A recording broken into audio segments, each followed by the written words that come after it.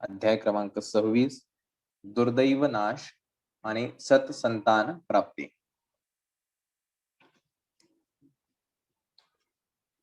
श्रीपादराजम शरणम प्रपद्ये. अध्याय 25, रुद्राक्ष महिमा.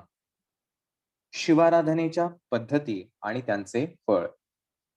धर्मगुप्तांना मी प्रश्न केला, महाराज, शिव आराधना कशी करावी? त्यातील विविध पद्धतींचा बोध करून माझ्यावर अनुग्रह करावा. श्री धर्मगुप्त म्हणाले, ओम नम शिवाय या शिवपंचाक्षरी मंत्राचे जपानुष्ठान करून शिवाची आराधना करावी ही पहिली पद्धत. महान्यासाचे विधान ही दुसरी पद्धत आणि रुद्राभिषेकाने शिवार्चन करणे ही तिसरी पद्धत. पंचाक्षर मंत्रातील 5 अक्षरे ही पंचमहाभूतांची प्रतीक आहेत. जीव हा पशुप्रमाणे ममता, मोह आदींच्या बंधनात फसल्यामुळे त्याला पशु म्हटले आहे. पशुबंधाचे विमोचन करणाराच पशुपती नाथ आहे. शिवपंचाक्षरी मंत्राचे शास्त्रात पंचकोनी नक्षत्रासारखे वर्णन आढळते. या पंचकोनी मंत्रात मोक्ष प्रदान करणारे मंत्र पहिल्या वर्गाचे, भोग भाग्यादी देणारे दुसऱ्या वर्गात समाविष्ट होतात. पंचोपचारात भूतत्वाचे चंदन, जलतत्वाचे नारळाचे पाणी, अग्नितत्वाचे दीप आराधन, वायुतत्वाचे सुगंधित धूप आणि आकाश तत्वाचे घंटानाद असे उपचार येतात. पंचाक्षरातील 5 अक्षरे त्यांच्या त्यांच्या तत्वानुसार साधना करणाऱ्या साधकांना 5 रंगाने तत्वांचे दर्शन घडवितात. पांढऱ्या शुभ्र मोत्यासारखा पांढरा पादरस किंवा चांदीसारखा चकचकीत प्रकाश. 2 प्रवाळासारखी अरुण कांती. 3 पिवळ्या हळदीसारखी सोनेरी कांती. 4 निळ्या रंगात निळ्या वर्णात निळ्या आकाशासारखी विश्वव्यापी कांती आणि 5 शुद्ध धवल कांती. भूमध्यात 5 रंगांची ज्योत प्रकाशित होणे यालाच ऋषीश्वरांनी संध्योपासन असे नाव दिले आहे. यंत्र, पंचतत्व, साधना, योग साधन, आत्मसमर्पण हे सर्व प्रधान असे साधनांश आहेत. या पद्धतीने देहात्म बुद्धीचा नाश होतो. जीवांचा देहच देवालय आणि त्यात विराजमान असलेला आत्माच शिवात्मा आहे असे तादात्म्य साधून मोक्ष प्राप्ती होते. ही स्थिती प्राप्त होण्यासाठी पंचाक्षरी जप, महान्यासपूर्वक शिवाराधना, रुद्राभिषेक हे सहकारी आणि कल्याणप्रद ठरतात. विष्णू सहस्त्रनाम स्तोत्र श्री विष्णूंना अत्यंत प्रिय आहे. गणेशाला मोदक अतिप्रिय आहेत. सूर्याला सूर्य नमस्कार प्रिय आणि चंद्राला अर्घ्य प्रिय, अग्नीला हवन प्रिय, त्याचप्रमाणे शिवाला अभिषेक प्रिय आहे. अभिषेकामुळे शिवच संतुष्ट होतात. ब्रह्मकल्पातील प्रलयाच्या वेळी भविष्यातील सृष्टीसाठी सकल जातीचे बीज म्हणजे समस्त जीवराशी, वृक्ष, औषधी वनस्पती यांचे बीज एका पूर्ण कुंभात भरले. त्यात अमृत, सर्व नद्यांचे जल, समुद्राचे जल घालून गायत्री मंत्राद्वारे आपल्या प्राणशक्तीचे त्यात आवाहन केले. या कुंभालाच पूर्ण कुंभ असे म्हणतात. या कुंभातील अमृताचेच सिंचन महर्षींनी निरंतर पृथ्वीवर केले. या कलशातील जलाचा अमृताचा अभिषेक प्रामुख्याने कैलास पर्वतावर झाला. या कारणाने हे अमृतस्थान या नावाने प्रसिद्ध झाले. श्रावण पौर्णिमेच्या दिवशी अमरनाथ गुहेत बर्फाचे शिवलिंग तयार होते. या दैवी शिवलिंगाचे दर्शन घेतल्यास समस्त पापापासून निवृत्ती होते. वसिष्ठ आणि अगस्त्य मुनींचा जन्म. जेव्हा पूर्ण कुंभास उलटे केले तेव्हा त्याच्यातून 2 महामुनी अवतरित झाले. यापैकी पहिले वशिष्ठ मुनी आपल्या शुभ्र तेजाने तळपत होते. दुसरे अगस्त्य मुनी नीलवर्णींचे असून त्यांची कांती अत्यंत तेजोमय होती. ते मित्र वरुणांच्या अंश रूपाने जन्मले. पूर्ण कुंभातील अमृतीकरण केलेल्या जलाने 11 वेळा एकादश रुद्राभिषेक केल्यास एकादशीचे पुण्यफळ एकादश रुद्ररूप हे शिवाकडून प्राप्त होते.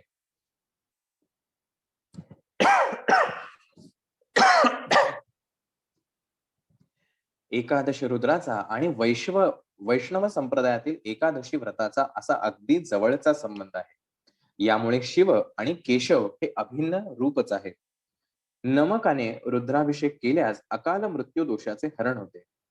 सोमग्रहाची अधिष्ठान देवता चंद्र आहे. चंद्र पुनर्जीवनासाठी मूल साधन शक्तींचा वर्षाव करतो. या चंद्रकलेचे स्थान योग्य पुरुषांच्या भ्रूमध्यात भुवयांच्या थोडे वर सहस्राराच्या समोर चकचकत असते. ईश्वराच्या विविध रूपांचे वर्णन. या कारणानेच शिवाच्या शिरावर चंद्रकला आहे असे सांगितले जाते. गुर्जर देशात म्हणजे गुजरातमध्ये असलेल्या सोमनाथाच्या मंदिरात चंद्रकला शिला वापरून शिवलिंगाच्या मस्तकावरील पांढरी चंद्रकोर केली आहे. येथील ज्योतीसारखे चमकणारे स्फटिकाचे ज्योतिर्लिंग पूजले जाते. शास्त्राचे असे वचन आहे की स्वतःमध्ये रुद्र तत्व आल्याशिवाय रुद्राभिषेक करू नये.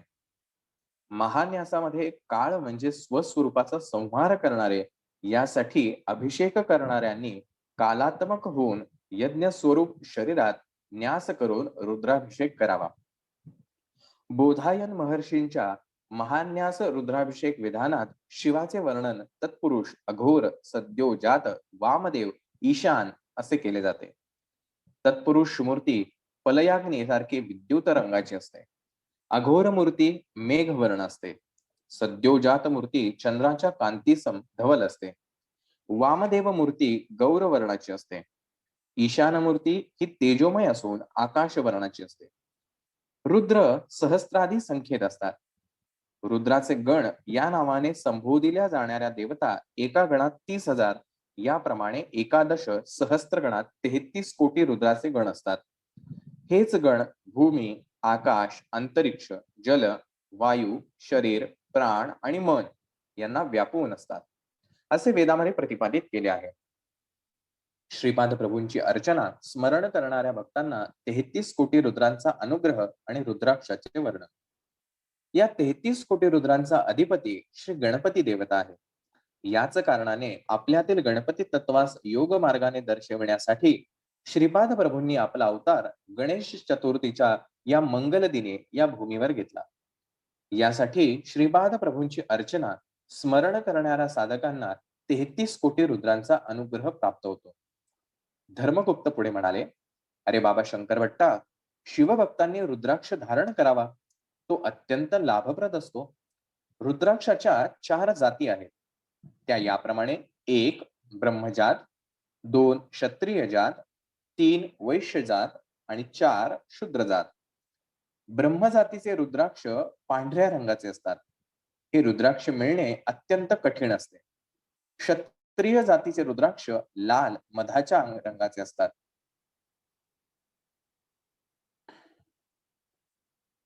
चिंचुक्याचा रंग असलेले रुद्राक्ष वैश्य जातीचे असतात, तर काळ्या रंगाचे रुद्राक्ष शूद्र जातीचे असतात. सर्वसाधारणपणे पंचमुखापासून ते 16 मुखे असलेले रुद्राक्ष मिळतात. एकमुखी रुद्राक्ष अत्यंत विरळा असतो.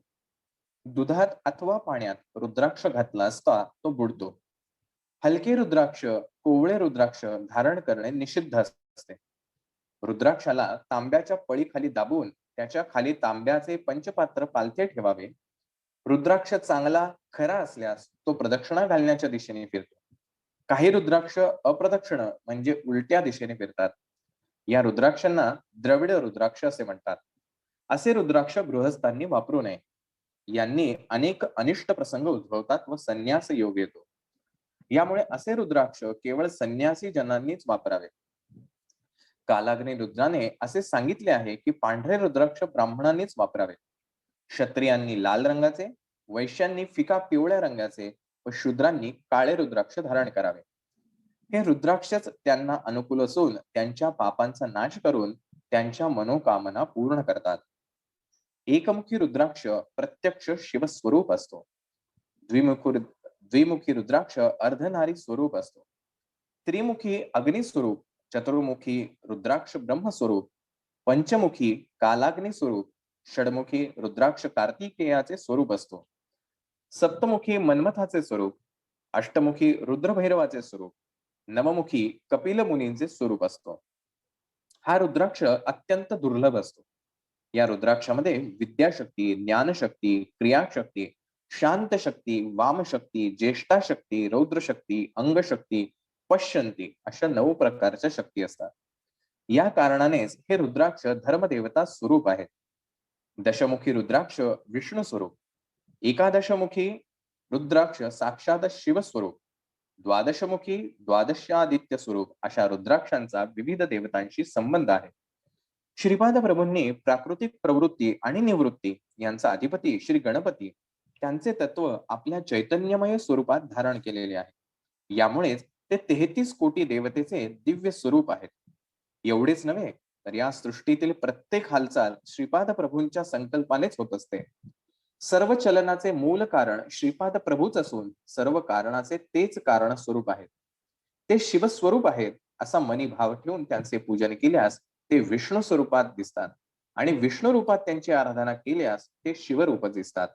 परंतु मनातील तर्कवितर्कांचा मल काढून टाकून त्यांना अनन्य भावाने शरण गेल्यास ते यथार्थ रूपात दिसतात. श्री धर्मगुप्त पुढे म्हणाले, अरे शंकर भट्टा, मी सुद्धा तुझ्याबरोबर पुरीगुड्डीस येऊन श्रीपाद प्रभूंचे दर्शन घेऊन माझा जन्म कृतार्थ करून घेईन. शंकर भट्ट आणि धर्मगुप्त आम्ही दोघे कुरुगड्डीस आलो आणि श्रीपाद प्रभूंचे दर्शन घेतले. त्यांनी डोळे उघडून आमच्याकडे पाहिले आणि थट्टेने म्हणाले, काय उत्तम चर्चा चालली होती. श्रीपाद हे शिवस्वरूप आहेत. मीच श्रीपाद आहे का?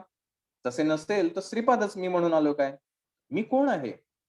धर्मगुप्ता, थोडे विवरण करून सांग ना. यावर धर्मगुप्त म्हणाले, मी पिठिकापुरमहून येत असताना श्री व्यंकटप्पय्या श्रेष्ठी यांनी मला सांगितले होते की श्रीपाद प्रभू बरोबर कोणताही तर्कवितर्क करू नकोस, केवळ त्यांना संपूर्णपणे शरण जा. याप्रमाणे मी आपणास अनन्य भावाने शरण आलो आहे. आपल्या कोणत्याही प्रश्नास मी मौन धारण करेन. वेद सुद्धा श्रीपाद प्रभूंचे यथार्थ वर्णन करू न शकल्याने ते मौन झाले, तर धर्मगुप्तासारख्या सामान्य साधकाची काय परिस्थिती? धर्मगुप्ताचे वरील कथन ऐकून श्रीपाद प्रभू अत्यंत प्रसन्न झाले. त्यांनी दोघांना चरण स्पर्श करण्याची संमती दिली. आम्ही अति आनंदाने प्रभूंच्या चरणांना स्पर्श केला आणि काय आश्चर्य, आम्ही दोघे ध्यानावस्थेत गेलो. या अवस्थेत किती वेळ गेला याचे भानच नव्हते. जेव्हा ध्यानावस्था उतरली त्यावेळी सायं संध्येची वेळ होत आली होती. श्रीपाद प्रभूंनी आम्हास कृष्णा नदीचे पात्र ओलांडून पहिल्या तीरावर जाण्यास सांगितले. त्याप्रमाणे आम्ही दोघे श्रीपाद प्रभूंच्या दिव्य लीलांचे स्मरण करीत कृष्णेच्या पहिल्या तीरावर गेलो. पहिल्या तीरावरील नदीच्या मऊ मऊ वाळूत आम्ही पहुडलो आणि केव्हा निद्रा देवीच्या कुशीत गेलो हे कळालेच नाही. प्रातःकाळी जाग आली की अत्यंत मधुर कंठरवाने म्हणलेल्या योगीजनांच्या श्रीपाद वल्लभ दिगंबरा या नामस्मरणाने श्रीपाद श्रीवल्लभांचा जय जयकार असो. श्रीपाद राजम शरणम प्रपद्ये. अध्याय 26. कलियुगाचे लक्षण. आम्ही प्रातःकाळीच उठून नदी ओलांडून श्रीपाद प्रभूंच्या दर्शनासाठी कुरुगड्डीस गेलो. धर्मगुप्तांना श्रीपाद प्रभूंच्या मुखातून कलियुगाच्या प्रादुर्भावाचे विशेष जाणून घ्यायची तीव्र इच्छा होती. आज श्रीपाद प्रभू अत्यंत आनंदात होते. त्यांची कारुण्यमृताची वर्षा करणारी अमृतदृष्टी साऱ्या साधकांना एका आगळ्या वेगळ्या आध्यात्मिक आनंदाचा ठेवा प्रदान करीत होती. प्रभूंच्या चरण कमलांना स्पर्श करून आम्ही धन्य झालो. श्री धर्मगुप्तांनी श्रीपादांना कलियुगाच्या प्रादुर्भावाचे विशेष करून वर्णन करून सांगण्याची नम्र प्रार्थना केली. श्रीपाद प्रभू म्हणाले, साधकांनो, काळ हे परमात्म्याचे विराट स्वरूप आहे. सूर्याला कालात्मक असे सुद्धा म्हणतात. धनिष्ठा नक्षत्रापासून प्रारंभ केलेली सूर्याभोवतीची श्रवण नक्षत्राची परिक्रमा परत फिरून धनिष्ठा नक्षत्रापर्यंत येण्याच्या काळास ब्रह्मकल्प असे म्हणतात. ब्रह्मकल्पातील एका भागास सृष्टिकल्प असे म्हणतात आणि उरलेल्या भागास प्रलयकल्प असे म्हणतात. पितृदेवतेंच्या संबंधित कालगणनेत अर्धा भाग शुक्ल पक्ष आणि अर्धा भाग कृष्ण पक्ष असे असतात. संवत्सर पुरुषाचे 6 महिने उत्तरायण आणि नंतर 6 महिन्यास दक्षिणायन असे म्हणतात. संपूर्ण कालचक्राचे दर्शन योगी आपल्या शरीरात करतात. या रहस्य विद्येला तारक राजविद्या असे म्हणतात. तारक राजयोगात शरीराला ब्रह्मांड म्हणतात. समस्त लोकच यातच समाविष्ट झालेले आहेत. आपल्या शिरस्थानाला ब्रह्मलोक असे म्हणतात. या शिरस्थानात आचार विचार असतात. नाभीमध्ये विष्णुलोक असतो. आपल्या हृदयात रुद्रलोक असतो. पितृलोक आपल्या वीर्यकणात जन्यू देवता स्वरूपात वास करतात. या जन्यू देवतांचे कार्य असे की मानवाच्या गतजन्मात केलेल्या कर्माचे फळ पुढील जन्मात देणे. असे असले तरी गेल्या जन्माचे फळ एका क्रमपद्धतीने देण्यास काळाची अत्यंत आवश्यकता असते. कलियुगाचे लक्षण.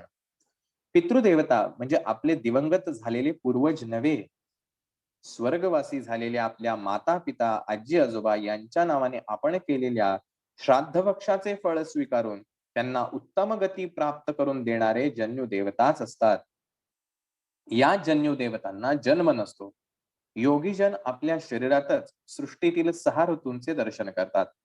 एका वर्षात 12 पौर्णिमा आणि 12 अमावस्या असतात. हे 24 पर्वच गायत्रीचे चतुर्विंशती छंद असतात. कालस्वरूपी श्री विष्णू भगवानांना काही लोक संवत्सर पुरुष मानून त्यांची उपासना करतात. या विद्येला द्वादक्षाक्षरी विद्या असे म्हणतात. प्रत्येक महिन्याचे एक अक्षर, याप्रमाणे 12 महिन्यांची 12 अक्षरे मिळून यांचा एक मंत्र तयार होतो. नद्यांना भयंकर पूर येऊन मनुष्य, पशु, संपत्ती यांची अपार हानी होणे, भूमीचे प्रकंपन होणे म्हणजे भूकंप होणे, सूर्यचंद्राची गती बदलणे, दिवसा अंधार पडून सूर्य न दिसणे, आकाशात धूमकेतू तारा दिसणे, ही सारी कलियुगाची लक्षणे आहेत. द्वापार युगाच्या शेवटच्या काळात पश्चिमी समुद्रातील एका द्वीपावर कलियुगाचा अधिपती असलेल्या कलिपुरुषाने घोर तपस्या केली होती. हे सारे विषय वेद व्यास ऋषींच्या भविष्य पुराणात आढळतात. म्लेंछ जातीचा आविर्भाव. जिकडे पाहावे तिकडे वेदमंत्रांचे उच्चार, यज्ञ यागादी तपस्या याचा जोर सर्वत्र चालू होता. या कारणाने कलिपुरुषास अत्यंत दुःख झाले. त्याने भगवंताची प्रार्थना केली, हे प्रभू, पृथ्वीवर सगळीकडे यज्ञ, याग, धार्मिक आचरण, नीतिमत्ता याचेच प्राबल्य आहे. अशा परिस्थितीत मी माझ्या कलियुगाचा प्रभाव लोकांमध्ये कसा पसरवू? आपल्या आज्ञेप्रमाणे मी माझ्या युगधर्मात सगळीकडे व्यापून टाकावे, परंतु सद्य परिस्थितीत ते मला अशक्यच वाटत आहे. कलियुगाचे हे वक्तव्य ऐकून जगतप्रभूंनी कलियुगास पश्चिम समुद्रातील एक द्वीप दाखवले. म्लेंछ जातीचा मूल पुरुष आदम आणि स्त्री हव्यावती या दोघांना जगतप्रभूंनी कलियुगास दाखवले. त्या स्त्री पुरुषास विहार करण्यासाठी एक अत्यंत रमणीय उद्यान निर्माण केले. वास्तविक पाहता ते स्त्री पुरुष भाऊ आणि बहीण होते. परंतु कलियुगाने सर्परूपाने त्यांच्या शरीरात प्रवेश करून त्यांच्यात कामभावनेचे बीज पेरले आणि अधर्मी संतान उत्पन्न करण्यास प्रेरित केले. ते दोघे अशा प्रकारे पतित झाल्यावर त्यांच्यातील दिव्य शक्ती अदृश्य झाली. कालांतराने या जोडीपासून कलिधर्मांच्या मूळ म्लेंछ जातीचा आविर्भाव झाला. द्वापार युगाच्या अंती म्हणजे 2800 वर्षानंतर म्लेंछ देशामध्ये म्लेंछ जातीच्या संततीची अभिवृद्धी होणार असल्याचे भविष्य पुराणातील प्रत्येक सर्ग पर्वात कथन केले आहे. नीलांचल पर्वताजवळ आदम आणि हव्यावती या दोघांनी आपल्या पापाचे फळ अनुभवून आर्य धर्मास दूषण लावणारी, भक्षण करणारी, दुराचारी अशा संततीची वृद्धी केली. श्रीपाद प्रभू पुढे म्हणाले, मी कल्की अवतार घेऊन कोट्यावधी अधर्मी आणि दुराचारी लोकांचा नाश करून पुनरपी सत्ययुगाची स्थापना करणार आहे. हा फार दूरच्या भविष्यातील माझा कार्यक्रम आहे. श्रीपाद श्रीवल्लभांचा जय जयकार असो.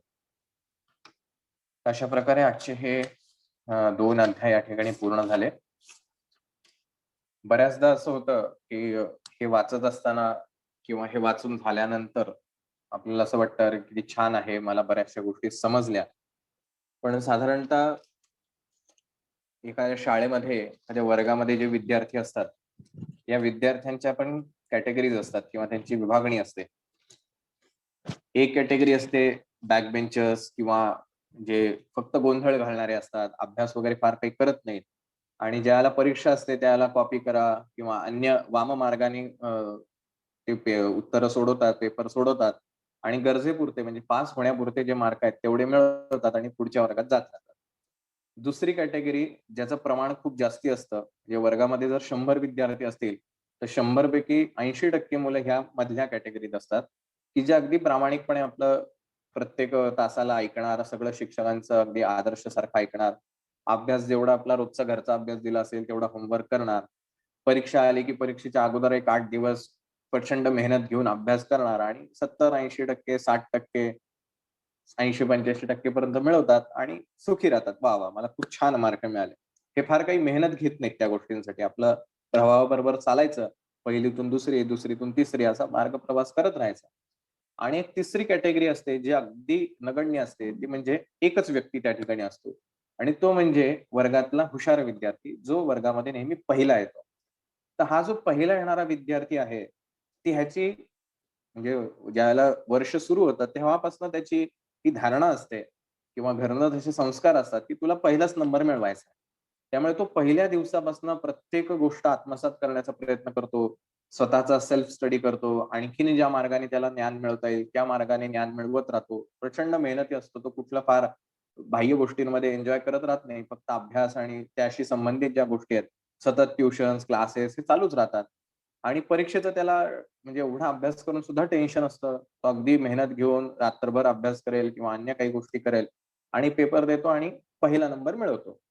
त्या पहिल्या नंबरचा त्याला काही गर्व नसतो. मग पुढच्या वर्गात जातो, परत पुढच्या वर्गात पण तोच प्रवास. असं करत जेवढं जोपर्यंत त्याचं शिक्षण चालू आहे, तर तोपर्यंत त्याची धारणा हीच असते, की आपल्याला पहिलाच नंबर मिळवायचा आहे. त्यासाठी जी काही मेहनत करावी लागेल, ती मेहनत करायची आहे. आता हे तिन्ही विद्यार्थी जे आहे, म्हणजे तिन्ही प्रकारचे जे विद्यार्थी आहेत, ते एकाच वर्गात आहेत. आता शाळा जी आहे, ज्या शाळेमध्ये हे विद्यार्थी शिकतायत, ही शाळा ह्यांच्यामध्ये काही मध्यस्थी करते का? की बॅक बेंचर्सनी पण पहिला नंबर मिळवला पाहिजे. ही जी मधली मुलं जी आहेत सामान्य वर्गातली, या मुलांचं कसं परिवर्तन घडेल? तर शाळा ही त्रयस्थ आहे, म्हणजे अलिप्त आहे या सगळ्यांमध्ये. तर हा प्रवास जो करायचा आहे, हा त्या विद्यार्थ्यांना ठरवावा लागतो, की त्यांना कशाप्रकारे त्यांचं जीवन व्यतीत करायचं आहे.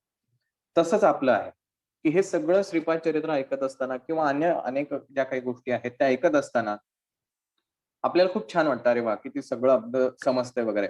परंतु एक जो वर्ग असतो, ज्याला वाटतं की हां, ठीक आहे, हे झालं वाचन, आता काय पुढचं वाचन. जे रुटीन आहे, ते रुटीन चालू ठेवायचं.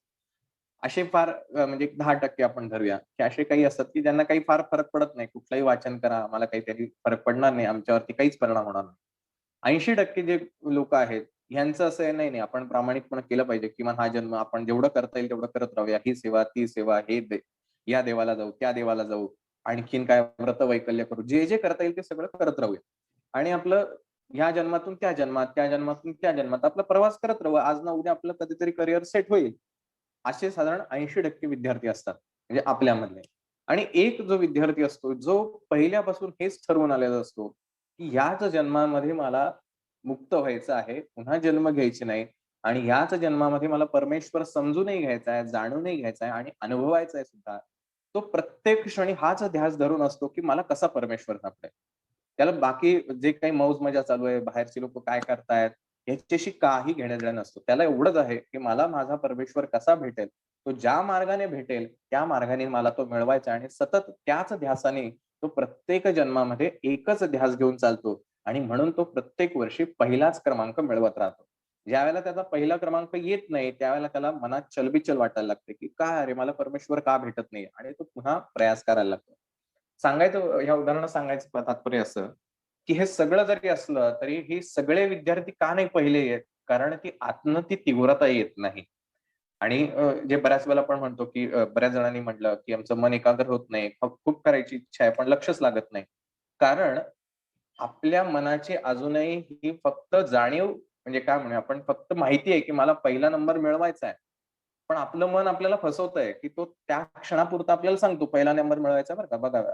म्हणजे ही जी 70-80% विद्यार्थी आहेत, हे काय करतात, शाळा सुरू झाली, की नवीन-नवीन ज्याला असतं त्याला अभ्यास करण्याचा इतका उत्साह दाखवतात. पण जसे 9चे 9 दिवस होतात, त्यांचं परत पहिल्यासारखं रुटीन चालू होतं. तसं हे सामान्य आपल्या सर्वसामान्य लोकांचं असं होतं, की आता हे वाचलंय, अरे मला हे करायचंय, असं म्हणून सुरुवात करतात. पण थोड्याच दिवसात तो सगळा उत्साह संपतो आणि पुन्हा आपला जो नियमित प्रवास आहे, तो चालू राहतो. तर ह्यासाठी आपल्याला आपली उत्तरोत्तर प्रगती करण्यासाठी कर्म, आपली जी काही मागची पूर्वकर्म आहेत, ही क्लिअर करणं, डिटॉक्सिकेशन करणं त्यांचं हे अत्यंत महत्वाचं आहे. कारण हेच संस्कार जे आहेत, हे आपल्याला बॅकबेंचर्स बनवायचं का मधल्या फळीतले विद्यार्थी बनवायचं का तो हुशार विद्यार्थी बनवायचं, हे आपले पूर्वसंस्कार ठरवत राहतात. त्यामुळे आपण कुठल्या कॅटेगरीत मोडतो हे बघा. आपलं मन आपल्याला कसं फसवतंय याच्याकडे बघा. काही बाहेरचा कोणी व्यक्ती आपल्याला फसवत नाहीये. आपलंच मन आपल्याला गुंडाळून पाहतंय आणि त्याला कारण 1 नंबरला ज्याला पोहोचायचंय, त्याला वर्षभर अभ्यास करावा लागतो. पण ज्याला आपलं मन म्हणतं नाही, नाही मी वर्षभर अभ्यास करणार नाही, मला झोपायला पाहिजे, मला हे टीव्ही पण बघायला पाहिजे, मला कार्टून बघायला पाहिजे, खेळायला पाहिजे. तो विद्यार्थी कधीच पहिला येऊ नाही शकत. मग हा विरोध करणारा कोण आहे? आपला आतलाच असलेलं मन आहे. असो तो कालचा अध्याय जो होता, त्याच्यामध्ये आता 23वा अध्याय जो होता त्याच्यामध्ये शंकर याचं रूप कसं आहे? भगवान शंकर हे कसे आहेत? जे दिसतात लिंग स्वरूपात किंवा मूर्ती रूपात, तर तसं नसून योग रूपातलं त्यांचं वर्णन काय आहे ते दिलंय. आजच्या ह्या 24व्या अध्यायामध्ये त्यांची जी आयुधं आहेत, ही आयुधं कशी आहेत आणि त्यांचं वर्णन या ठिकाणी आलेलं आहे. की सगळ्यात पहिलं त्यांच्या हातात असलेलं त्रिशूल आहे. जसं गणपतीचं पाशांकुश म्हणजे असं कुऱ्हाडीसारखं जे आपल्याला गणपतीच्या हातात दिसतं. त्यानंतर पाश असतो म्हणजे दोरी किंवा दोरखंड. भगवान विष्णूंचं सुदर्शन चक्र, तसं शंकराचं त्रिशूळ आहे. हा त्रिशूळ म्हणजे काय? ते शस्त्र आहे का? तर हो, भौतिक रूपाने बघणाऱ्याला ते शस्त्र आहे. पण ज्ञानदृष्टीने बघणाऱ्याला काय आहे? तर ते त्रिशूलाच्या ज्या 3 बाजू आहेत किंवा 3 भाग आहेत, ते म्हणजे 3 गुण आहेत. सत्व, रज आणि तम. या 3 गुणांचं प्रतीक म्हणजे त्या त्रिशूळाची 3 टोकं आहेत. सत्वगुण म्हणजे आपण कालही बोललो, की प्रेमळ आहे, दयाळू आहे, हेल्पिंग नेचर असतं. मनामध्ये प्रेमभाव असतो, कोणाविषयी द्वेषभाव नसतो मनामध्ये. हे झाला सात्विक भाव. राजसिक भाव म्हणजे थोडासा अहंकारी, विलासी वृत्तीने जगणारा आणि एक रॉयल लाईफ जगायचा, एक छान नॉर्मल लाईफ जगणारा, तो म्हणजे राजसिक वृत्ती. आणि तामसिक म्हणजे अग्रेसिव्ह. सतत काही ना काहीतरी म्हणजे प्रत्येक गोष्ट अग्रेसिव्हलीच करणार. मत व्यक्त करायचे तेही अग्रेसिव्हली, कृती करायची तीही अग्रेसिव्हली. हा झाला तामसिक वृत्ती. तर ह्या तिन्ही गुणांचं एकत्रित स्वरूप म्हणजे ते त्रिशूलाचं ती 3 टोकं आहेत. आणि ह्या तिन्ही त्रिगुणांचं एकत्व म्हणजे हे तिन्ही गुण एकत्र जिथे बांधले जातात किंवा एकत्र जिथे आहेत, आपल्या प्रत्येकामध्ये हे तिन्ही गुण कमी अधिक अंशामध्ये आहेत. ज्याचा सात्विक गुण जास्ती असतो त्याला सात्विक त्याचा प्रभाव दिसतो. ज्याचा राजसिक आहे त्याला राजसिक आहे. जो तामसिक आहे तर त्याचा तामसिक गुण त्याच्यामध्ये जास्ती दिसतो. तर ह्या त्रिगुणांचे एकत्व म्हणजे शिवभगवान आहेत. त्यामुळे हा गर्भित अर्थ जो आहे हा त्रिशूलाचा, तो अशा प्रकारे आहे. त्यानंतर बघितलं आपण, की कालही अध्यायात बघितलं, की 3 नाड्या आपल्या शरीरामध्ये आहेत. पैकी 2 नाड्यांनी आपण श्वासोच्छवास रेग्युलरली करतो. एक म्हणजे इडा नाडी आणि एक म्हणजे पिंगला नाडी. ज्याला सूर्य नाडी आणि चंद्र नाडी असं संबोधतात.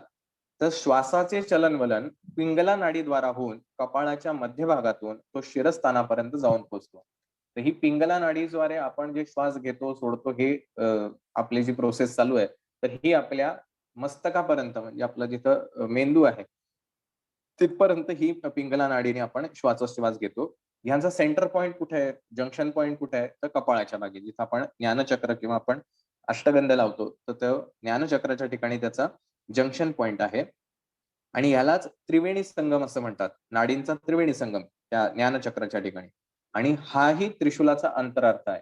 म्हणजे हे जे आपल्या शरीरामध्ये असणारं यौगिक रूप आहे, ह्याचं प्रतीक म्हणजे त्रिशूळ आहे.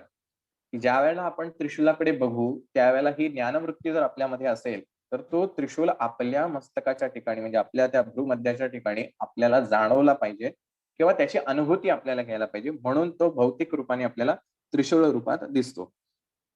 इडा, पिंगळा आणि सुषुम्ना या 3 नाड्या ब्रह्मज्ञानाची केंद्रे आहे आणि यालाच नाडींचा त्रिवेणी संगम म्हणतात. शिवाचे दुसरे आभूषण म्हणजे त्याच्या हातामध्ये नाग आहे किंवा गळ्यामध्ये नाग आहे. तर हा नाग काय आहे? आपल्याला असं वाटेल, की अरे काय गळ्यामध्ये नाग बांधून काय मिळणार आहे? पण तो नाग कशाचं प्रतीक आहे? तर मानवाच्या शरीरात कुंडलिनी शक्ती ही सर्पाच्या आकारात सुप्त अवस्थेत असते.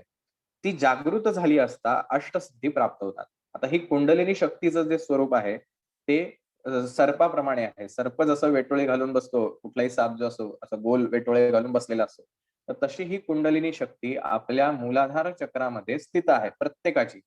ज्यावेळेला बघा लहान बाळ जे असतं, ह्या लहान बाळाला कुठल्याही भौतिक गोष्टींचं ज्ञान नसतं आणि म्हणून त्याची कुंडलिनी शक्ती ही त्यावेळेला जागृत असते. जसं आपण त्याला त्याच्या नावाने हाक मारायला लागतो, त्याला सांगायला लागतो, हे तुझं आहे. मग तो हळू चिडचिड करायला लागतो. त्याला कोणी काही बोललं तर त्याला राग येतो, कोणी काही चांगलं केलं की आनंद वाटतो. हे जसं सुरू होतं, तसं ती कुंडलिनी शक्ती जी आहे, ती पुन्हा शांत व्हायला लागते. म्हणजे मूळ जन्मतः त्याची ही ही शक्ती जी आहे ती जागृत अवस्थेमध्ये असते. पण जसं म्हणजे साधारण वयाच्या 7 ते 8 वर्षापर्यंत ही कुंडलिनी शक्ती मूलाधार चक्रामध्ये पूर्ण जाऊन स्थित होते. आता त्या एकदाच तिथं झाल्यानंतर पुन्हा त्याचा ऊर्ध्व गतीनं प्रवास होणं हे महत्वाचं आहे. आणि त्याचं स्वरूप म्हणजे तो नाग आहे. किती कुंडली म्हणजे तो नाग कुठे आहे? तर आपल्या शरीरामध्येच आहे. तर ही कुंडलिनी शक्ती ज्याची जागृत असते किंवा जेव्हा ती फील होते, तर त्यावेळेला पाठीच्या मणक्यांमध्ये जिथं ज्या चक्रामध्ये ती जागृत असेल, तर त्या ठिकाणी तो आपण आपल्या भाषेत म्हणूया एनर्जी फील होते. एकदम असं गरम वाटतं, व्हायब्रेशन्स जाणवतात, या गोष्टी जाणवतात आणि त्या इतक्या असतात, की आपल्याला त्याची वेदना होऊ शकते प्राथमिक अवस्थेमध्ये. ज्यावेळेला आपण उत्तरोत्तर आपली आध्यात्मिक प्रगती होत जाते, त्यावेळेला त्याची वेदना न होता त्याचा आनंद आपल्याला मिळत जातो. तर या सिद्धींना वश करून त्यांचा लोककल्याणासाठी वापर करणाऱ्या शिवाचे ईश्वर असे सुद्धा नाव आहे. तर शंकर काय करतो, तर ही जी कुंडलिनी शक्ती आहे, या शक्तीद्वारे आपण काहीही प्राप्त करू शकतो. ती जर एकदा जागृत झाली. मग ह्या शक्तीचा योग्य वापर करून लोककल्याण करणारा तो म्हणजे ईश्वर आहे. म्हणून त्याला ईश्वर असं नाव लिहिलं. तर शिवाच्या त्रिशूलाला डमरू बांधलेला असतो. आता हे डमरू काय प्रतीक आहे? फार सुंदर आहे. डमरू बांधलेला असतो. हा शब्द गुणांचे प्रतीक आहे. नाद, झंकार हा आकाश गुण आहे. आकाशात शब्द प्रकंपाने विचलन करतो. डमरू आपल्याला माहित नसेल तर एक गोष्ट फार छान आहे, की भाषेची निर्मिती कशी झाली? अक्षरांची निर्मिती म्हणजे संस्कृत भाषेची निर्मिती ही ऋषीमुनींनी ध्यानावस्थेमध्ये जे त्यांना व्हायब्रेशन जाणवले, त्या व्हायब्रेशन मधून जो नाद निर्माण झाला, त्या नादाला त्यांनी अक्षरांमध्ये आपल्यासाठी म्हणजे लौकिक अर्थाने सगळ्यांना कळावं अशाने ते जे व्हायब्रेशन्स होते त्याच्यानुसार त्याचे आकार तयार केले. अशा प्रकारे संस्कृतची निर्मिती झाली. आणि द्राविडियन भाषा जी आहे, जी संस्कृतपेक्षा सुद्धा मूळ आहे. म्हणजे साऊथकडची जी भाषा आहे, ज्याला अक्षर म्हणजे सरळ रेषा, आडव्या रेषा असे कुठलेही नाही, सगळे गोल आहेत. तर ही जी भाषा आहे, ही भगवान शंकरांनी ज्यावेळेला तांडव नृत्य केलं आणि ह्या तांडव नृत्यामध्ये त्या डमरूचा जो नाद झाला, तो झंकार जो झाला, तो वाजला.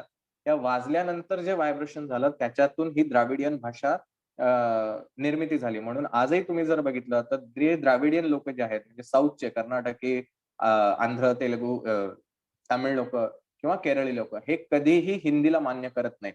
संस्कृतला सुद्धा फार कमी मान्यता देतात. पण त्यांच्या भाषेला त्यांना फार गोडी आहे. ते कधी उत्तर भारताच्या लोकांना ऍक्सेप्ट करत नाही. किती तुम्ही काही करा आणि हे पुराण काळापासून चालू आहे. त्यामुळे ह्या द्राविडियन भाषेची निर्मिती ह्या डमरूच्या नादातून झाली. आता हे नाद म्हणजे काय? तर बघा शब्द हा म्हणजे साउंड व्हायब्रेशन आहे.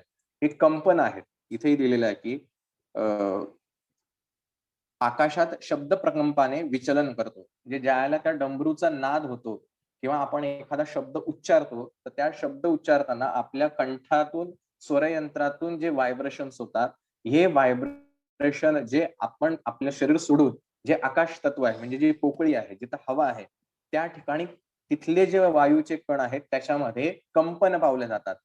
ही कंपनं इतर जो समोर कोणी बसलेला असेल, त्या व्यक्तीच्या कानापर्यंत ते व्हायब्रेशन जातात.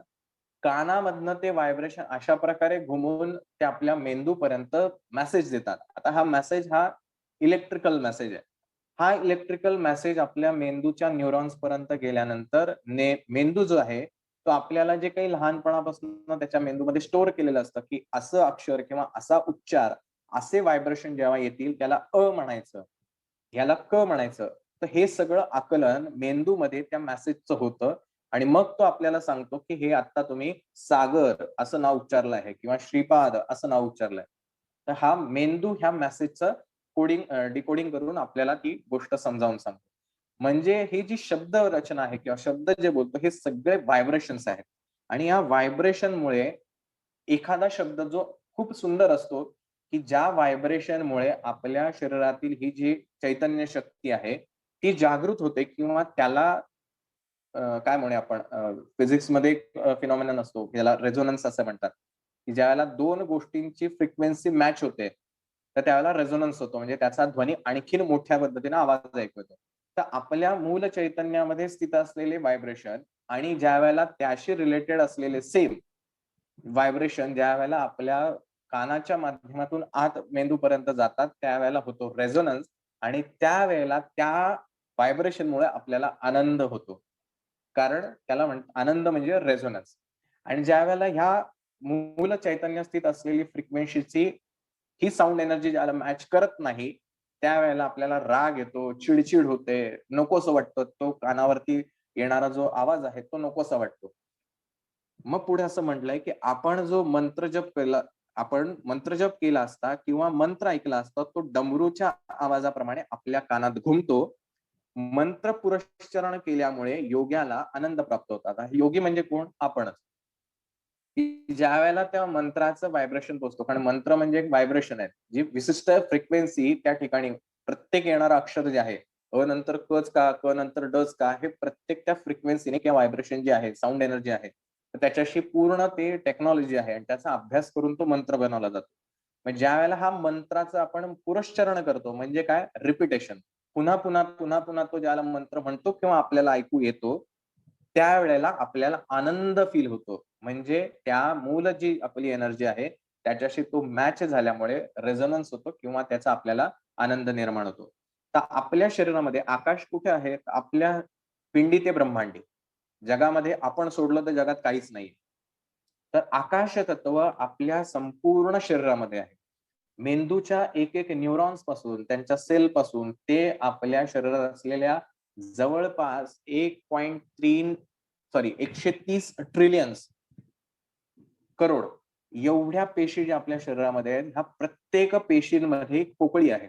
त्याच्यामध्ये आकाश आहे. म्हणून आपण जे दरवेळेला म्हणतो, आता ह्याचा संबंध बघा किती महत्वाचा आहे, की शब्दांनी, शरीराने आणि मनाने केलेल्या प्रत्येक कर्माचं फळ भोगावं लागतं. आता हे जे कर्म करतोय हे म्हणजे व्हायब्रेशन्स आहेत. आपण ज्यावेळेला कृती करतो, त्यावेळेला आपला हात हलतो, आपले पाय हलतात किंवा अन्य काहीतरी आपण कृती करतो.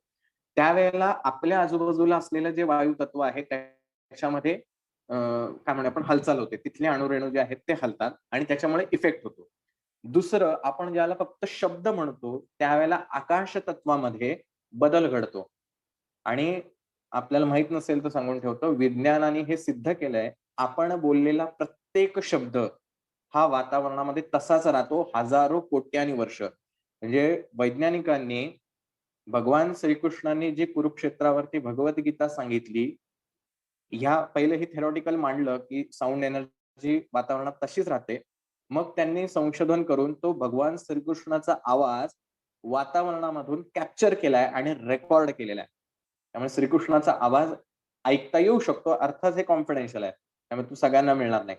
मग आपण ज्यावेळेला शब्द म्हणतो, त्यावेळेला हे व्हायब्रेशन कुठून होतात? तर स्वरयंत्रातून, कंठातून, जिभेद्वारे, तोंडाद्वारे मग वातावरणात पसरतात. पण वातावरणात जेवढा इफेक्ट होतो, तेवढ्याच आपल्या शरीरामध्ये असलेले जेवढी आकाश तत्व आहेत, म्हणजे जेवढी पोकळी आहे, प्रत्येक पेशीमध्ये तिथे-तिथे हा परिणाम होतो. म्हणून आपण जे म्हणतो, की कोणालाही कधी वाईट म्हणू नये. कारण ते वाईट त्याच्यावरती परिणाम फार कमी करतं. पण आपल्या शरीरावरती वाईट परिणाम जास्ती करतं. मागेही आपण म्हटलं होतं, की जर तुम्हाला सतत चिड होत असेल, राग व्यक्त होत असेल, तुम्ही समोरच्यावरती चिडत असाल, रागवून त्याला अपशब्द काही बोलत असाल, यथावकाश तुम्हाला स्वरयंत्राशी निगडीत किंवा थायरॉइड सारखे हायपोथायरॉइड, हायपरथायरॉइड सारखे रोग तुम्हाला जडणार. तुम्हाला कळणार नाही, मी तर सगळं डाएट व्यवस्थित चांगलं माझं व्यवस्थित सात्विक जेवण जमतंय. पण हे का होतं? कारण ही शब्दाची कंपनं आपल्या असलेल्या सूक्ष्म देहावरती काम करतात. आता हे झालं शाब्दिक कर्म केल्याचं. आता मानसिक. आता हे मानसिक ज्यावेळेला कर्म करतो, त्यावेळेला शब्दांनी तर आपण काहीच बोलत नाही म्हणजे व्हायब्रेशन्स होत नाहीये. प्रत्यक्ष शरीराने काही कृती होत नाही. तर मनातून आपण फक्त विचार करतो. आता हे विचार सुद्धा कसे काम करतात? तर आपण कालच्या ह्याच्यामध्ये बघितलं, की रुद्राचे 11 रूप म्हणजे काय? तर 5 ज्ञानेंद्रिय, 5 कर्मेंद्रिय आणि 1 मन. तर हे मन जे आहे, हे उरलेल्या 10 जणांशी, 10 इंद्रियांशी कनेक्ट आहे. ज्यावेळेला मनामध्ये विचार करतो, त्यावेळेला मनातल्या विचारांमुळे आपल्या शरीरात 2 तत्व फार जागृत आहेत. हे पंचतत्वांनी आपलं शरीर बनलेलं आहे. पृथ्वी तत्व आहे, जलतत्व आहे, वायू तत्व आहे, अग्नितत्व आहे आणि आकाश तत्व आहे. आता आकाश तत्व तुम्हाला सांगितलं. आता दुसरं जे आहे ते जलतत्व म्हणजे आपल्या शरीरामध्ये जवळपास 70 ते 80% पाणी आहे. आता हे पाणी वेगवेगळ्या रूपामध्ये आहे. प्रत्येक पेशींमध्ये सुद्धा पाणी आहे. तर ज्यावेळेला आपण आपण अभिषेक सुद्धा का करतो आणि ते तीर्थ देतो म्हणजे काय करतो, तर त्या पाण्यावरती आपण साउंड एनर्जी जी आहे त्याचा इफेक्ट घडवतो आणि मग त्या पाण्याची ताकद वाढवतो आणि मग ते तीर्थ होतं.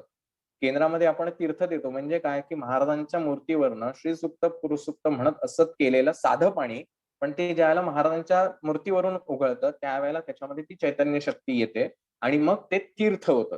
म्हणजे एक साध्या पाण्याचं तीर्थामध्ये कन्व्हर्जन झालं, म्हणजे त्याची पॉवर आणखीन वाढली. सेम ज्यावेळेला आपण मनातून कुठलाही विचार करतो, त्यावेळेला आपल्या ह्या पेशींमध्ये शरीरात असलेल्या पाण्यांवरती आणि आकाश तत्वांवरती सगळ्यावरती त्या साउंड एनर्जीचा, मनातून केलेल्या विचारांचा प्रभाव पडतो. आणि मनातून सुद्धा जे तुम्ही मनातून विचार व्यक्त कराल, माझं चांगलंच होणार आहे, माझं चांगलंच होणार आहे, मला हे होणार आहे, माझ्या आयुष्यात हे घडणार आहे किंवा माझ्या आयुष्यात हे घडलेलं आहे, असं जर म्हणलात, तर ते प्रत्येक गोष्टीचा इम्पॅक्ट या तुमच्या शरीरात असलेल्या जलतत्वावर, आकाश तत्वावरती होतो. आणि हे आकाश आणि जलतत्वावर दोघांवरती इम्पॅक्ट झाला. सिंपल आहे बघा. आपण पृथ्वीचं जरी निरीक्षण केलं, तर पृथ्वीच्या आजूबाजूला आकाश तत्व आहे, म्हणजे आकाश आहे. तर पृथ्वीपेक्षा आकाशाचा व्यापकता जास्ती आहे. त्याच्यानंतर दुसरी कॅटेगरी जर बघितली, तर पृथ्वीवरती जमिनीपेक्षा पाणी 71% आहे. म्हणजे पाण्याचा पर्सेंटेज जास्ती आहे. तसंच आपल्या शरीरामध्ये पाणी आणि आकाश ही 2 तत्व जास्तीच रूपात आहेत. मग आपण मनातून केलेल्या विचारांचा या 2 तत्वावरती पहिला इम्पॅक्ट होतो. आणि ह्या 2 तत्वावरती इम्पॅक्ट झाला, की थर्ड स्टेज येते, ती म्हणजे अग्नितत्व. अग्नितत्व म्हणजे आपला जठराग्नी आहे किंवा इन्स्टिंक्टली आपल्याला एखादी गोष्ट उत्कटतेने सहज एकदम येऊन जाते. ही जी सगळी आहे, प्रत्येक शरीरामध्ये, पेशींमध्ये हे अग्नितत्व आहे. एनर्जी आपण असं त्याला म्हणूया, ऊर्जा. त्याच्यावरती इम्पॅक्ट करतं. मग एकदा तुमचा गॅसचा बर्नर पेटला, की त्याच्यावरती तुम्ही पाणी ठेवलंय, दूध ठेवलंय का आणखीन काही भाजी ठेवली आहे, त्या आगीला त्याच्याशी काही घेणं-देणं नाही. म्हणजे एकदा तुम्ही तो विचार केला, त्याचा प्रभाव त्या अग्नितत्वावरती झाला, की अग्नितत्वामुळे उरलेली जी 2 तत्व आहेत, कुठली राहिली? एक आहे पृथ्वी तत्व आणि दुसरं तत्व कुठलं राहिलं? तर पृथ्वी तत्व म्हणजे आपलं स्थूल शरीर, जी आपली बॉडी आहे. दुसरं कुठलं तत्व राहिलं? पृथ्वी तत्व झालं, अग्नी तत्व झालं, जल तत्व झालं, आकाश तत्व झालं.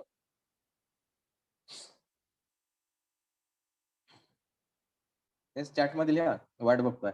तुम्ही किती सिरियसली ऐकताय ते पण कळेल. आणि ओके, वायू तत्व. गुड. मग आता हे वायू तत्व आणि पृथ्वी तत्व हे 2च उरली. वायू तत्व म्हणजे आपल्या शरीरामध्ये असलेला वायू. आपण जो श्वास घेतोय, ज्याला आपण प्राणशक्ती म्हणतो. आता हा प्राण जो आहे, हा पंचप्राण आहे. प्राण, अपान, व्यान, उदान, समान हा शरीरामध्ये वेगवेगळ्या ठिकाणी व्यापून उरलेला आहे. तर ह्या अग्नितत्वावरती तुमच्या मनातून झालेल्या विचारांचा परिणाम झाल्यानंतर हे अग्नितत्व, हे वायू तत्व आणि पृथ्वी तत्व दोघांना ऍक्टिव्हेट करतं. आणि ज्या वेळेला हे पंचतत्वांनी युक्त ज्यावेळेला कर्म घडतं, म्हणजे त्याच्यावरती जो परिणाम होतो, त्यावेळेला तुम्ही केलेला, मनातून केलेला विचार प्रत्यक्ष तुमच्या डोळ्यांनी तुम्हाला बघता येतो. तुम्ही ज्याला असं सतत म्हणत राहाल, बघा गुरुमाऊली सुद्धा आपल्याला हेतुपदेशात सांगतात, की पालकांनी काय करावं, तर मुलाला असं म्हणावं, की तू खूप चांगला अभ्यास करतोस, करतेस, असं सारखं म्हणत राहावं.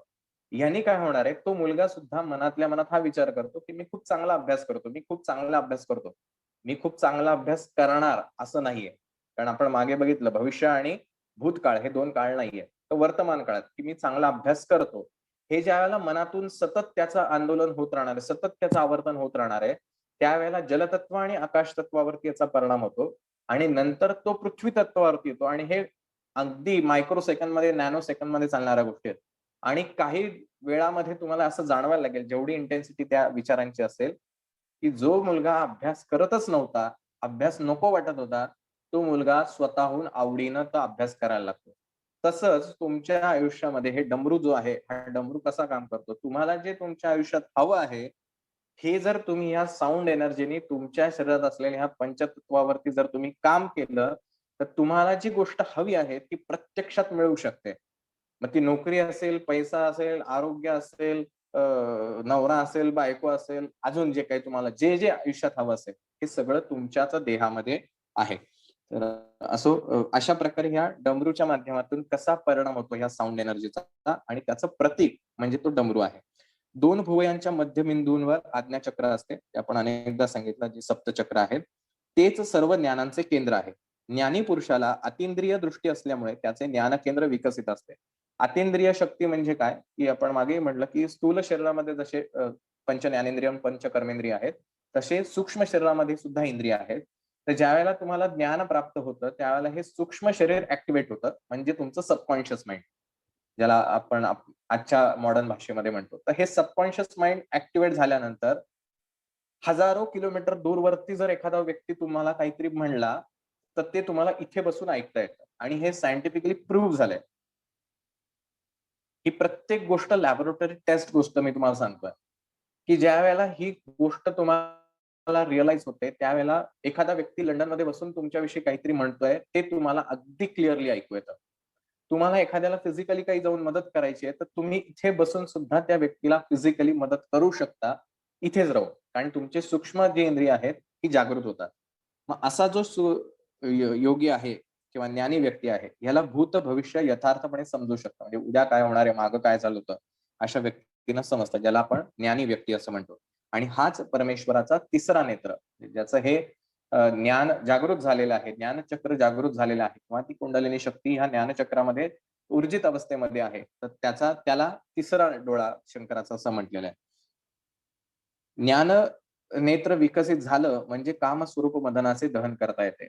ज्यावेळेला हे ज्ञान प्राप्त होतं, त्यावेळेला आयुष्यामध्ये असणारं ज्याला आपण सुख म्हणत आलो, ज्या गोष्टींमुळे आपल्याला आनंद वाटत आला, ती गोष्ट किती नश्वर आहे, किती क्षुद्र आहे, या गोष्टींचं ज्ञान होतं. म्हणजेच ती गोष्ट भस्मसात होते आणि म्हणून तिसरा डोळा उघडल्यानंतर सगळी सृष्टी नष्ट होते, असं आपण जे म्हणतो, ते ह्या कारणामुळे ज्यावेळेला तुम्हाला आपल्या स्वतःच्या अस्तित्वाचं ज्ञान होईल, त्यावेळेला तुम्हाला सगळ्या ज्या बाह्य गोष्टी आहेत, त्या नश्वर वाटायला लागतात.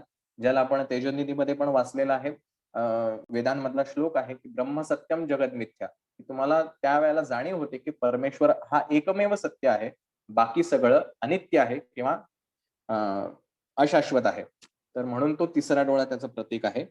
शिवप्रभूंचा निवास स्मशानात असतो असे म्हणतात. आपण नेहमी म्हणतो, की शंकर कुठे राहतात? तर स्मशानात राहतात. मग हे स्मशान म्हणजे काय? तर योगाग्नीमुळे सर्व वासनांचे भस्म होऊन योग्याला परमशांतीप्रदायक निर्वाण स्थितीचा अनुभव येतो.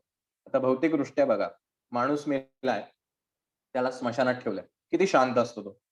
त्याला कोणी वाईट म्हणलं तरी तो काही रिएक्ट करणार नाही. त्याचं कोणी कौतुक केलं तरी त्याला आनंद होणार नाही. काही फरक पडत नाही. निश्चल असतो तो. आणि ज्यावेळेला ही ज्ञान अवस्थामध्ये येतो, त्यावेळेला आपल्या स्वतःच्या अस्तित्वाची, मी कोण आहे, याची जाणीव होते. म्हणजे सोहम अवस्था ही प्राप्त होते. त्यावेळेला तुम्हाला कोणी काही म्हणलं, तुमचा तिरस्कार केला, नावं ठेवली किंवा कौतुक केलं, काही फरक पडत नाही. कारण आता तुम्हाला हवा असलेला आनंद हा बाह्य गोष्टींवरती अवलंबून राहत नाही, तर आंतरिक गोष्टींवरती अवलंबून राहतो. आणि तो शंकर आणि ते म्हणजे स्मशान. ज्यावेळेला ही ज्ञानावस्था प्राप्त होते, त्यावेळेला आतमध्ये सगळीकडे बाकीच्या गोष्टी स्मशानवत म्हणजे आनंददायी वाटायला लागतात, शांतता वाटायला लागते. ज्ञानाच्या स्थितीचा पांढरा रंग असतो असे म्हणतात, की आपण कालही म्हणलं, की ज्यावेळेला ध्यानावस्थेमध्ये तो रंग दिसतो, त्यावेळेला आपली अवस्था जी आहे, ती आपल्याला जाणवू शकते आणि तीच विभूती आहे. आलोचन, निंदा, वासना यांच्यावर नियंत्रण ठेवण्याची शक्ती आल्यावर शुद्ध ज्ञान प्राप्त होते. हे वाचायला खूप सोपं आहे. कोणी आपली टीका केली, कोणी आपल्याला काही बोललं, निंदानालस्ती केली किंवा वासना, आपल्याला हे हवंय, ते हवंय, असं हवंय, ह्या ज्या सगळ्या गोष्टी आहेत, इच्छा, आकांक्षा, या सगळ्या ज्यावेळेला संपतात, त्यावेळेला शुद्ध ज्ञान प्राप्त होतं आणि त्यामुळे जो आनंद होतो, हा चिरकाल टिकणारा आनंद आहे. आता ही ज्ञानाची शुद्धी कशाप्रकारे होते? तर 4 मार्गाने होते. 1 आधिभौतिक, 2 आधिदैविक, 3 आध्यात्मिक आणि 4 मानसिक. म्हणजेच मगाशी जे सुरुवातीला म्हटलं, की आपल्याला असं वाटतं, मला हे सगळं समजलंय, पण असं होत नाही. प्रत्यक्षामध्ये करायला गेल्यानंतर ती गोष्ट होतच नाही. याचं कारण 1 4 भाग, म्हणजे ते त्रिपुंड जे लावतात, भगवान शंकर जे शैव लोक जे आहेत किंवा आपण भगवान शंकराचं जर बघितलं तर गुरुचरित्रातही उल्लेख आहे. 3 रेषा ओढायच्या 3 बोटांनी आणि मधी सेंटरला एक उभा टिळा ओढायचा. तर ह्या 4 ते प्रतीक कशाचं आहे? तर आपल्याला हे जे ज्ञान मिळवायचं हे 4 मार्गाने मिळवता येतं. आधिभौतिक म्हणजे कर्मयोग करून, 2 आधिदैविक म्हणजे भक्तियोग करून, 3 आध्यात्मिक म्हणजे ज्ञानयोगाने आणि 4 मानसिक म्हणजे ध्यानयोगाने.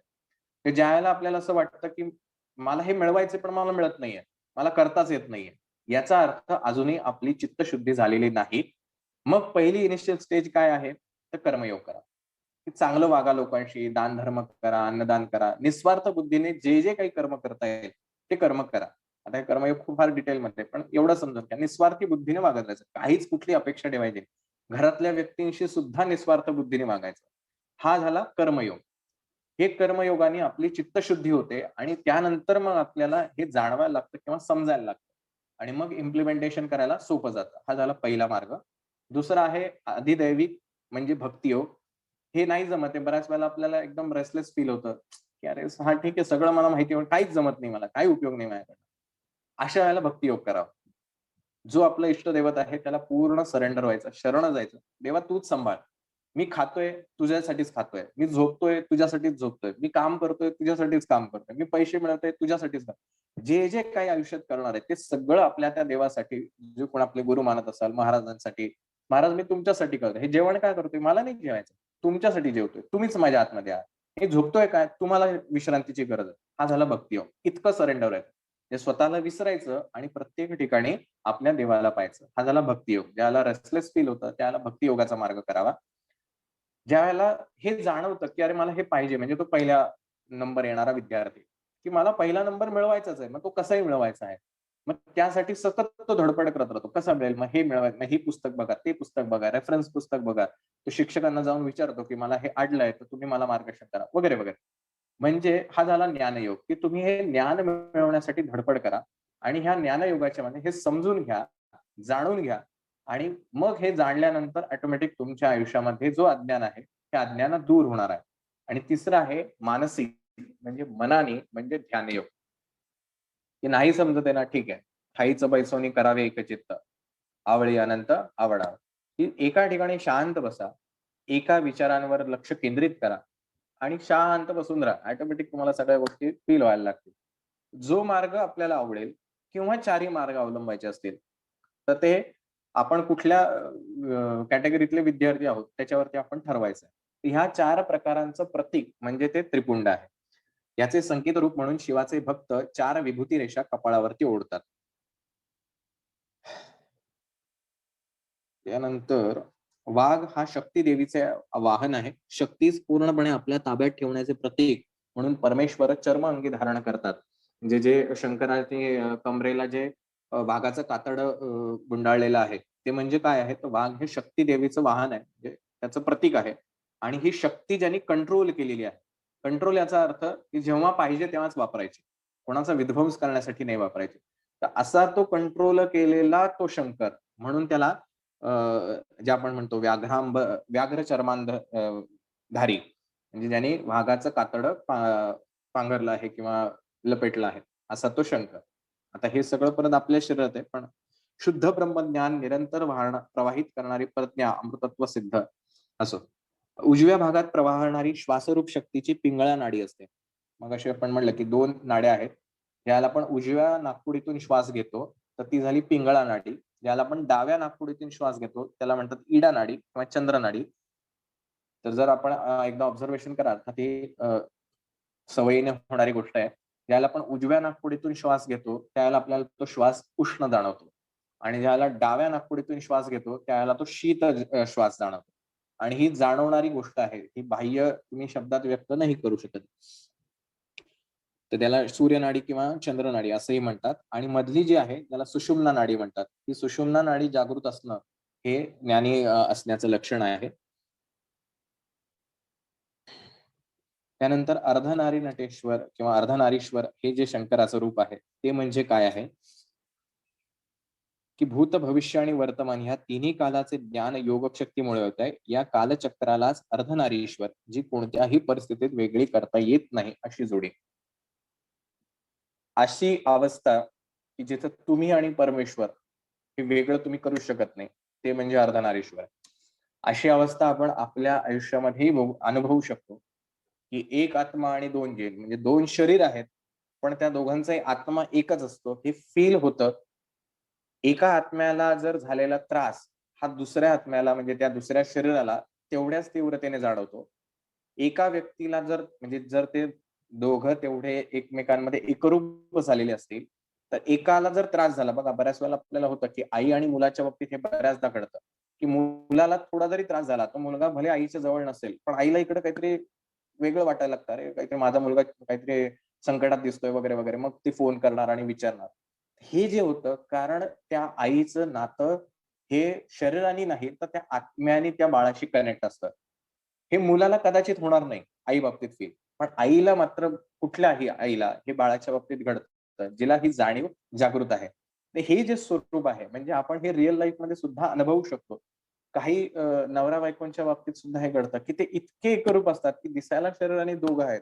परंतु त्या दोघांमध्ये असणारी चैतन्य शक्ती इतकी एकरूप असते, की त्या दोघांनाही त्याचं फील होतं. ते दोघंही वेगवेगळ्या अंतरावरती असतील तरी एकाला भूक लागली की दुसऱ्याला भूक होते. एकाला जे मनातून त्याचे विचार येतायत ते समोरच्या व्यक्तीला बरोबर कळतात आणि तशी कृतीही घडते. आणि हे इतकं स्वाभाविक घडतं, की त्यासाठी काहीच कष्ट करायला लागत आणि ज्यावेळेला ही अवस्था येते, त्यावेळेला जो आनंद मिळतो तो अवर्णनीय आहे. हा तुम्हाला कुठल्याही भौतिक गोष्टींमधनं मिळणार नाही. तर ही अर्धनारीश्वर ही अवस्था प्राप्त करणं, ही खूप महत्भाग्याची गोष्ट आहे. साक्षात शंकराचं प्राप्ती झाल्यासारखी ती गोष्ट आहे.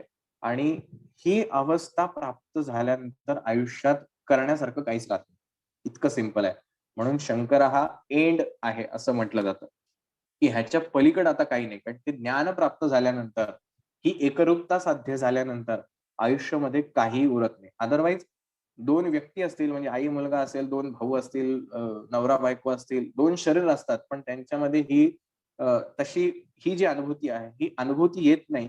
कारण मागे आपण म्हणलं, ही जी कनेक्टिव्हिटी आहे संस्कारांची, पूर्वजन्मांच्या संस्कारांची, ही कनेक्टिव्हिटी नसल्यामुळे ती गोष्ट जाणवत नाही. जर गुरुचरित्रातही आपण बघितलं, की तो राजा जो आहे त्या राणीला 7 जन्म तिचे सांगतो, की आपण प्रत्येक जन्मामध्ये कसे-कसे होतो आणि आता ह्या 7व्या जन्मामध्ये आपल्याला हे ज्ञान झालेलं आहे. तर ही जी अवस्था ही अगदी रेअर आहे. म्हणजे करोडो लोकांमध्ये एखाद्या ठिकाणी अशी जाणवू शकते आणि हे जाणवणं ही खूप महत्त्वाची गोष्ट आहे. काही वेळेला नकळतपणे जाणवते, काही वेळेला जाणतेपणाने जाणवते. नकळतपणे घडणारी गोष्ट स्वाभाविक आहे आणि जाणतेपणाने घडणारी गोष्ट म्हणजे आयुष्याचं ज्ञान आहे. हे अस्तित्व आहे. अशी अवस्था प्राप्त करण्यासाठी आयुष्यभर धडपडावं आणि ती जिथेही तुम्हाला मिळेल, ज्या रूपात मिळेल त्या ठिकाणी परमेश्वर पाहायला शिका. आणि ही कधीच वेगळी करता येत नाही. तुम्ही कितीही प्रयत्न करा. म्हणजे जसं त्यांनी लिहिलंय, की रात्र आणि दिवस हे एकमेकांपासून वेगळे होऊ शकत नाही. असं ते शंकराचं रूप वेगवेगळं सांगितलेलं आहे, की त्याचे जे व्याघ्र अंबर नेसलेलं आहे, त्याचं रूप काय आहे? डमरू म्हणजे काय? त्रिशूळ म्हणजे काय? अ, रुद्राच्या नमकमध्ये शंकराला एक नाव दिलेलं आहे. आता नाव ते आठवत नाही, की रुद्र पळत्या हरिणाची शिकार करत असलेल्या रूपामध्ये, की पळणारा जो हरीण आहे, त्याला धनुष्यबाण असं नेमून त्याच्यावरती बाण मारून त्या मृगाला मारणारा असा शंकर, अशी एक शंकराचं रूप आहे. तर ते रूप म्हणजे काय? तर आकाशामध्ये, सृष्टीमध्ये, ब्रह्मांडामध्ये हे जे नक्षत्र, ग्रह, तारे जे आहेत, तर मृगव्याध रूपाचे व्याधाची चांदणी आपल्याला बघता येते. तर हे मृग नक्षत्रामध्ये ही व्याधाची चांदणी दिसते. तर मृगव्याध रुद्राचे रूप नक्षत्र मंडळातील मिथुन आणि कर्क राशीच्या मध्ये आडवे दिसेल. या ज्या राशी आहेत, या आपल्याला आकाशामध्ये पाहता येतात. या नक्षत्र मंडळाच्या जवळ राहू, केतू, शनी यासारख्या ग्रहांचा संचार झाल्यास विश्वव्यापी युद्ध, प्रलय, देवदानवाचे युद्ध, महाभारताचे युद्ध यासारखी संकटे ग्रहगतीनेच येतात. आता सुद्धा जे कोरोनाचं संकट आहे, हे सुद्धा कारण याला ग्रहांची स्थितीच आहे, की राहू आणि मंगळ सध्या एकत्रित स्वरूपात काम करतायत. ते ज्या नक्षत्रामध्ये आहेत, ते नक्षत्र जे आहे, ते अतिशय कडक नक्षत्र आहे. तर ह्या जी ग्रहस्थिती निर्माण झालेली आहे, शनी सध्या ॲक्टिव्हेट आहे आणि जी सगळी शुभ ग्रह आहेत, ही सगळी काय म्हणूया आपण त्यांचा डिॲक्टिव्हेट आहे, असं आपण त्यांना म्हणूया. त्यामुळे सध्या हे कोरोनाचं प्रमाण वाढलंय. त्याच्यामुळे होणारे जो काही आपण हाहाकार बघतोय, हा सगळा या ग्रहस्थितीचा परिणाम आहे. येणाऱ्या काही दिवसांमध्ये ही ग्रहस्थिती बदलणार आहे. जशी ही ग्रहस्थिती बदलेल तसं आपल्याला ह्याचा परिणाम हा जाणवायला लागेल. ग्रहस्थिती आज बदलली की लगेच उद्या फरक जाणवत नाही. 7:30 सुद्धा सुरू झाल्यानंतर लगेचच इफेक्ट होतो असा भाग नाही. प्रत्येकाच्या पत्रिकेनुसार 2 महिन्यात सुरू होते, 3 महिन्यात होते, 6 महिन्यानंतर त्याचे परिणाम जाणवतात. तर ही वेगवेगळी परिस्थिती आहे. म्हणजे हे आकाशामध्ये या प्रकारे ग्रहांची ज्यावेळेला स्थिती होते, त्यावेळेला सृष्टीवरती अशा अशुभ घटना घडतात आणि सध्या चालू असलेलं रुद्र ही संवत्सर आहेत. नंतर महाशिवरात्रीचा उल्लेख आहे. महाशिवरात्री काय आहे? शनी प्रदोषाचं महत्त्व काय आहे? आणि या दिवशी जो शंकराची आराधना करतो, त्याला सगळ्या महापापांपासून त्याचं निवारण होतं. त्यानंतर पंचभूतात्मक शिवस्वरूप. शिवशंकर हे पंचभूतात्मक देवाधिदेव आहे. ही जी पंचभूत आहेत, अग्नी, वायू, जल, आकाश आणि अ, परत सुटलं मला. पृथ्वी, अग्नी, वायू, जल, अग्नी आणि आकाश हे पंचतत्वांनी हे बनलेलं. आता ही पंचतत्व काय आहेत? पुन्हा तोच उल्लेख आहे. आपल्या शरीरातील मूलाधार केंद्रामध्ये पृथ्वी तत्व असते. हे जे मूलाधार चक्र आहे, जे आपले गुह्य इंद्रिय जे आहेत, त्या ठिकाणी हे मूलाधार चक्र असतं. या मूलाधार चक्रामध्ये पृथ्वी तत्व आहे. ज्यावेळेला ह्या पृथ्वी तत्वामध्ये किंवा मूलाधार चक्रामध्ये ही सुप्त शक्ती किंवा कुंडलिनी शक्ती ऊर्जित अवस्थेमध्ये असते किंवा झोपलेली असते, त्यावेळेला आपल्याला फिजिकल गोष्टींची फार आवड असते. जे काही शारीरिक भौतिक गोष्टी ज्या आहेत यांची आवड फार असतात. तर हे फार डिटेलमध्ये जाणार नाही. याचेच प्रतीक म्हणून साधकाकडून पार्थिव लिंगाची पूजा होते. तर ज्याची त्या मूलाधार चक्रामध्ये स्थिती आहे, तो मूर्तीपूजेमध्ये अतिशय रममाण असतो. मूर्तीपूजेमध्ये त्याला आनंद वाटतो. स्वाधिष्ठान चक्रात जलतत्व असते.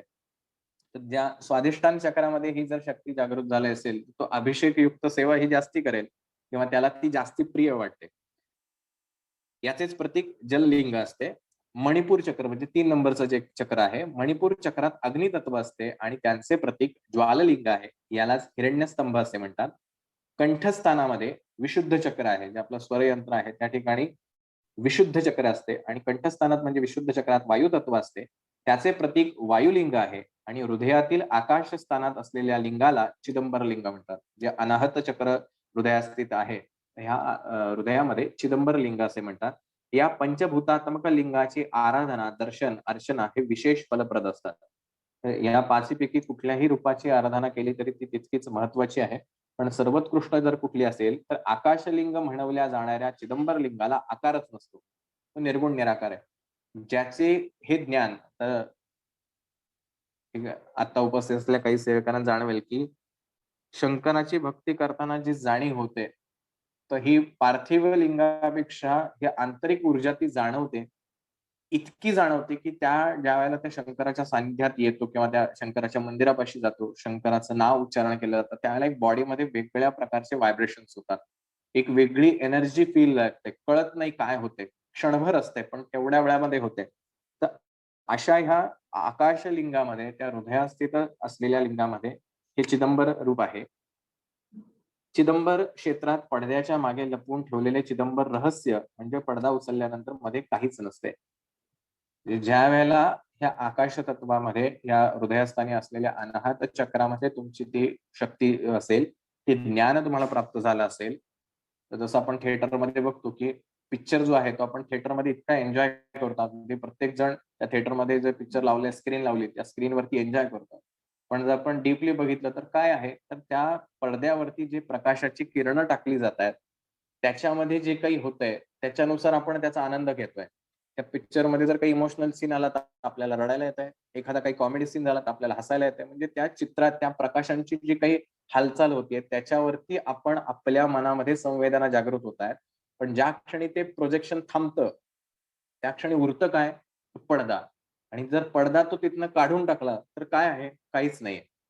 ज्यावेळेला आपल्याला स्वतःच्या अस्तित्वाची जाणीव होते, त्यावेळेला हे शरीर, मन, ही भौतिक अवस्था ह्या सगळ्यांचं जे काही अस्तित्व आहे ते आपल्यातून निघून जातं, की हे कळतं की हे किती नश्वर आहे. आणि मग खरी जी स्पर्धा चालू होते ती त्या परमेश्वरामध्ये लीन होण्यासाठी. एकाग्र चित्ताने निजतत्वाचे ध्यान करणाऱ्या योगांना त्यांच्या हृदयातच समस्त सृष्टी, संपूर्ण ब्रह्मांडाचे, नक्षत्रांचे, ताऱ्यांचे वगैरे दर्शन होते. एका सेवेकराचा छान अनुभव आहे, की त्यांना स्वप्नांमध्ये बऱ्याच ठिकाणचं दर्शन झालेलं आहे. तिथं न जाता. आयुष्यात कधीही त्या ठिकाणी गेलेले नाहीत. पण तरीही स्वप्नामध्ये ती प्रत्यक्ष गोष्ट अनुभवली. तर हे काय होतं? एक पूर्वजन्मामध्ये ती गोष्ट केलेली असते.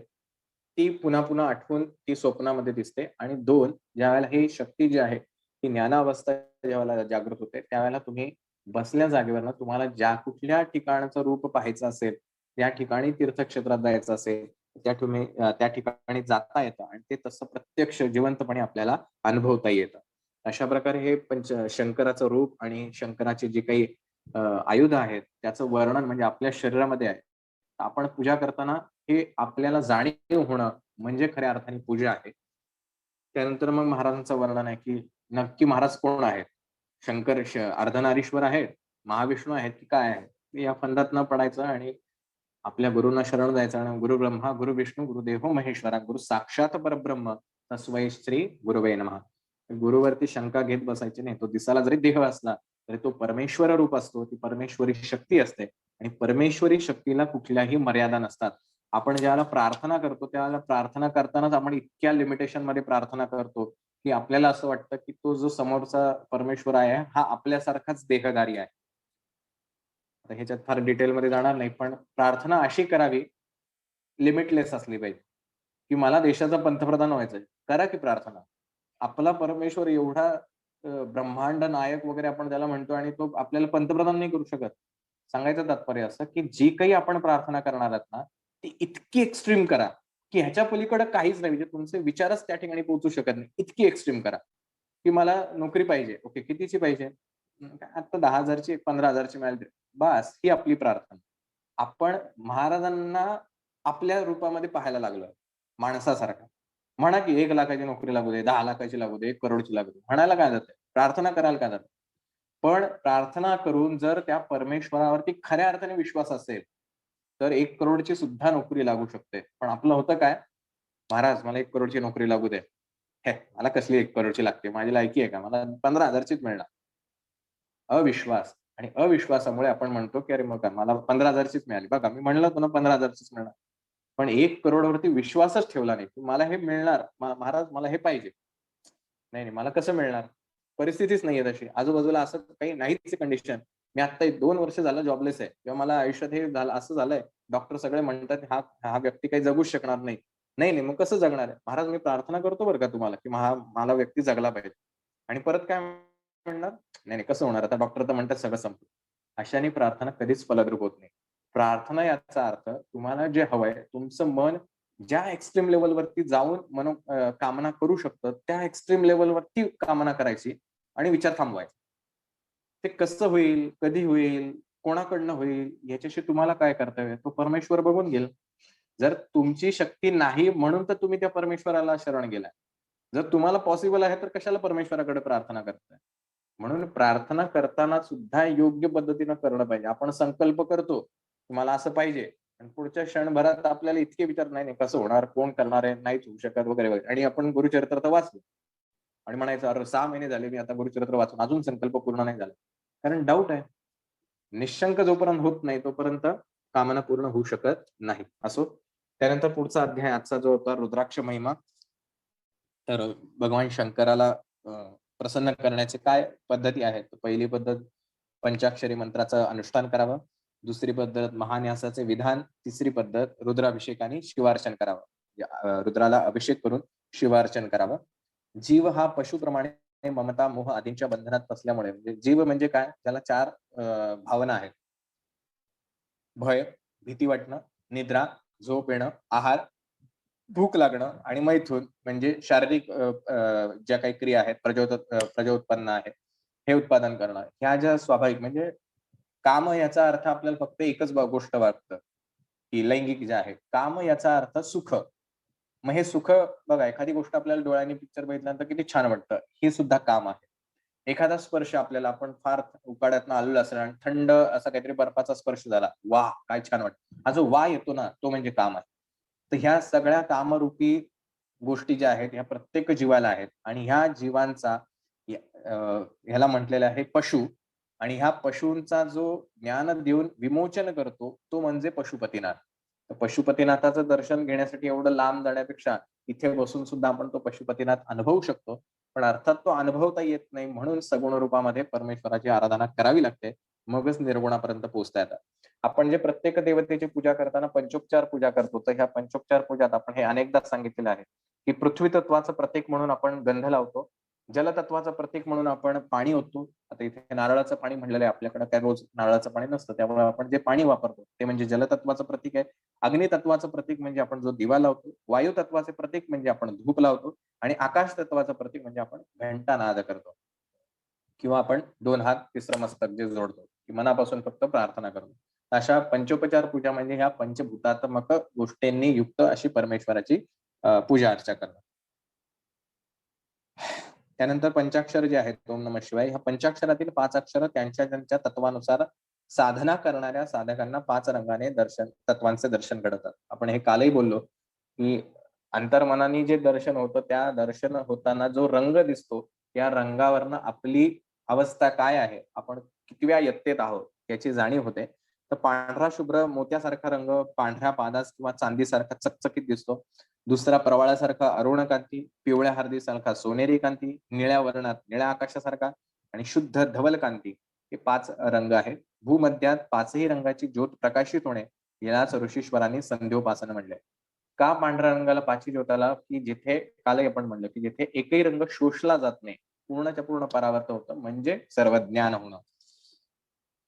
त्यानंतर या पद्धतीनं देहात्म बुद्धीचा नाश होतो. जीवांचा देहच देवालय आणि त्यात विराजमान असलेला आत्माच शिवात्मा असे तादात्म्य साधून मोक्ष प्राप्ती होते. हे आपल्याकडे मराठीत एक छानसं गाणं आहे, देह देवाचे मंदिर आता आत्मा परमेश्वर. तसं इथे सांगितलंय, की आपला देह जो आहे, जे शरीर आहे, ते म्हणजे देवघर आहे. आणि या देवघरामध्ये जो राहतो आतमध्ये, जो ह्या सगळ्या देहाला चालवतोय, तो परमेश्वर म्हणजे परमात्मा आहे. आपण आपल्या घरातलं देवघर हजारोंचं करण्याचं बघतो. 20,000, 25,000, 15,000 पण जो आपल्याला देवघर दिलेला आहे नॅचरली, त्या देहाकडे मात्र आपण अजिबात बघत नाही. तर तो देह म्हणजे देवालय आहे आणि त्यात विराजमान असलेला आत्माच शिवात्मा आहे. आणि ही जाणीव ज्यावेळेला होते, ह्याचं ज्ञान ज्यावेळेला प्राप्त होतं. आता ज्ञान होणं म्हणजे अंडरस्टँडिंग. फक्त मला समजलं म्हणजे ज्ञान नाही. हे फक्त मौखिक ज्ञान झालं किंवा पांडित्य झालं.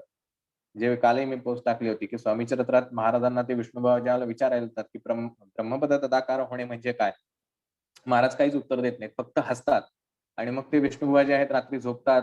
त्यांना स्वप्नामध्ये विंचू चावतात. ते दचकून जागे होतात, घाबरतात. आणि मग त्यांचे जे सहकारी असतात ते त्यांना सांगतात, "अहो स्वप्नात आहे तुम्ही घाबरताय कशाला? जाऊन दे स्वप्न होतं ते." आणि मग परत ते झोपतात. दुसऱ्या दिवशी परत महाराजांकडे आल्यानंतर महाराज त्यांना म्हणतात, की "ब्रह्मपद तदाकार होणे हे नवे सोपे बोलणे. यासी लागती कष्ट करणे फुकट हाताने यायची." हे ज्ञान होणं हे साधी गोष्ट नाहीये, की तू म्हणतोयस, की मी म्हणजेच परमेश्वर आहे, असं जर तुला वाटतंय, की तू नुसतं सगळं पांडित्य मिळवलंय आणि स्वप्नामध्ये तुला नुसते विंचू चावले, जे प्रत्यक्षामध्ये नाही चावले, तरी किती घाबरलायस? म्हणजे अजूनही तू तुझं अस्तित्व तुझ्या शरीरामध्ये जखडून ठेवलंय आणि गोष्टी कशाच्या, गप्पा कशाच्या मारतोयस? तर त्या परमेश्वराचा आहे. तर हे फरक आहे. अंडरस्टँडिंग होणं आणि किंवा रिअलायझेशन होणं आणि नुसतंच हां, मला माहिती आहे. मला हे सगळं नॉलेज मिळालेलं आहे. तर ज्ञान आणि माहिती या दोघांमध्ये खूप फरक आहे. नॉलेज आणि इन्फॉर्मेशन. इन्फॉर्मेशन सगळ्यांना असते. ज्ञान मात्र हे फुकट हाता नयेची यासी लागती कष्ट करणे. कष्ट करावे लागतात. कुठले कष्ट आहेत ते आपण मागे बघितलं. कर्मयोग, भक्तियोग किंवा आधिभौतिक, आध्यात्मिक, मानसिक ह्या प्रकारे. तर शिवाला अभिषेक प्रिय आहे आणि अभिषेकामुळे शिव संतुष्ट होतो. म्हणून आपण जे सांगतो, की शंकराची सेवा कशी करायची तर अभिषेक युक्त करा. पण ती शंकराला जास्ती प्रिय आहे. त्याचं पूर्ण विश्लेषण पण या अध्यायात आहे. म्हणून शंकराची जेवढ्या वेळेला शक्य आहे तेवढी अभिषेकयुक्त सेवा करायची. तर ती शंकराला जास्ती प्रिय आहे आणि त्याच्यामुळे शंकर लवकर पावतात. श्रावण पौर्णिमेच्या दिवशी अमरनाथ गुहेत बर्फाचे शिवलिंग तयार होते आणि या दैवी शिवलिंगाचे दर्शन घेतल्यास समस्त पापांपासून निवृत्ती होते. सो आयुष्यात कधीतरी आपल्याला अमरनाथला जाता यावं, तिथल्या लिंगाचं दर्शन घेता यावं अशी मनोकामना आपण जरूर करूया. त्यानंतर शास्त्राचे असे एक मिनिट. शास्त्राचे असे वचन आहे, की स्वतःमध्ये रुद्रतत्व शिवाय रुद्राभिषेक करू नये. महान्यासामध्ये काळ म्हणजे स्वस्वरूपाचा संहार करणारे, यासाठी अभिषेक करणाऱ्यांनी कालात्मक होऊन यज्ञस्वरूप शरीरात न्यास करून रुद्राभिषेक करावा. आता याच्या फार खोलात जाऊ नये. आपण एवढंच लक्षात ठेवा, की आपण दगड आहोत, धोंडे आहोत. काही वाद नाही याच्यामध्ये.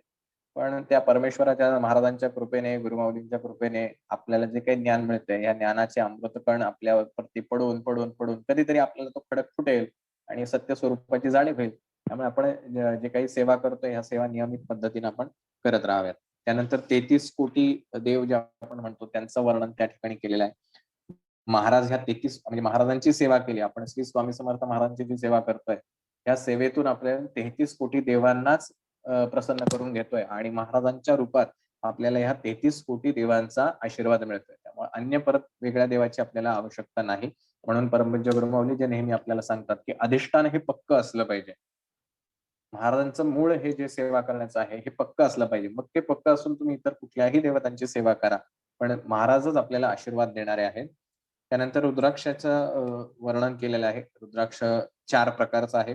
ब्रह्मजात, क्षत्रिय जात, वैश्य जात आणि शूद्र जात. ब्रह्मजातीचे रुद्राक्ष हे पांढऱ्या रंगाचे असतात. त्यानंतर क्षत्रिय जातीचे रुद्राक्ष लाल मधाच्या रंगाचे, चिंचुक्याचा रंग असलेले रुद्राक्ष वैश्य जातीचे आणि काळ्या रंगाचे रुद्राक्ष शूद्र जातीचे. काळ्या रंगाचा सुद्धा रुद्राक्ष असतो. एकमुखीपासून अगदी 21 मुखापर्यंत रुद्राक्ष असतो. रुद्राक्ष ओळखायचा कसा खरा? तर दुधात अथवा पाण्यात रुद्राक्ष घातला असता तो बुडतो. जो रुद्राक्ष पाण्यावरती तरंगतो तो रुद्राक्ष खोटा आहे. असे रुद्राक्ष घालायचे नाहीत, बाळगायचे नाहीत. त्यामुळे आपल्याकडे जे जे रुद्राक्ष असतील ते चेक करून घ्या. हलके रुद्राक्ष, कोवळे रुद्राक्ष धारण करणे निषिद्ध असते. दुसरी एक टेस्ट आहे.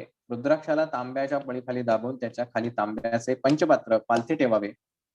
2 तांब्याचे कॉइन घ्या किंवा 2 तांब्याचं पत्रे घ्या आणि ह्या पत्र्यांमध्ये रुद्राक्ष ठेवायचा.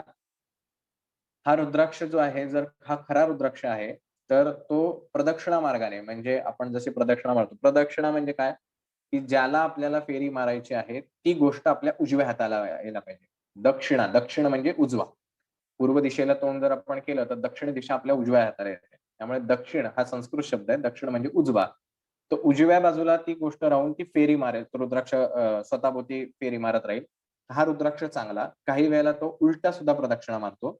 ह्याला द्रविड रुद्राक्ष म्हणतात आणि असे रुद्राक्ष गृहस्थांनी, प्रापंचिक जीवन जगणाऱ्यांनी असा उलटा फिरणारा रुद्राक्ष कधी घालायचा नाही. त्यामुळे हे 2 टेस्ट आहेत की रुद्राक्ष खरा की खोटा. त्यामुळे मार्केटमध्ये मिळणारे रुद्राक्ष खरे की खोटे हे आपण तपासून घ्यावे. जर असा उलटा फिरणारा रुद्राक्ष जर प्रापंचिक माणसाने घेतला तर त्याला वैराग्य येतं. तो संन्यास मार्गाचा मार्ग धरू शकतो. त्यामुळे त्याला प्रपंचामध्ये बऱ्याचशा अडचणी येतील. त्यामुळे म्हणून अशा गृहस्थांनी हे रुद्राक्ष बाळगू नयेत. संन्यासी लोक जे असतील त्यांनी हा रुद्राक्ष वापरायला हरकत नाही. पांढरे रुद्राक्ष ब्राह्मणांनीच वापरावेत. क्षत्रियांनी लाल रंगाचे, वैश्यांनी फिका पिवळ्या रंगाचे आणि शूद्रांनी काळे रुद्राक्ष धारण करावे. आता हे ब्राह्मण, क्षत्रिय, वैश्य आणि शूद्र ह्या 4 कॅटेगरीज काय आहेत ते आपण मागच्या अध्यायांमध्ये ऐकलेले आहेत. आपली जशी गुणवृत्ती असेल त्यानुसार आपण ते रुद्राक्ष धारण करू शकतो. एकमुखी रुद्राक्ष हा प्रत्यक्ष शिवस्वरूप असतो. द्विमुखी रुद्राक्ष अर्धनारी स्वरूप असतो. आता हा द्विमुखी रुद्राक्ष पण फार रेअर आहे, फार कॉस्टली असतो. पण मगाशी आपण जे म्हणलं की एक आत्मा 2 परमेश्वर, अर्धनारीश्वर असं, म्हणजे ज्याला कोणाला अशी पत्नी लाभावी, माझा पती असा लाभावा अशी मनोकामना असते की माझं जे पूर्वाश्रमीचं ज्याच्याशी नातं आहे असा पती मला किंवा पत्नी अशी मला मिळावी, तर त्यांनी हा द्विमुखी रुद्राक्ष धारण करावा. अर्थात त्याचे नियम आहेत.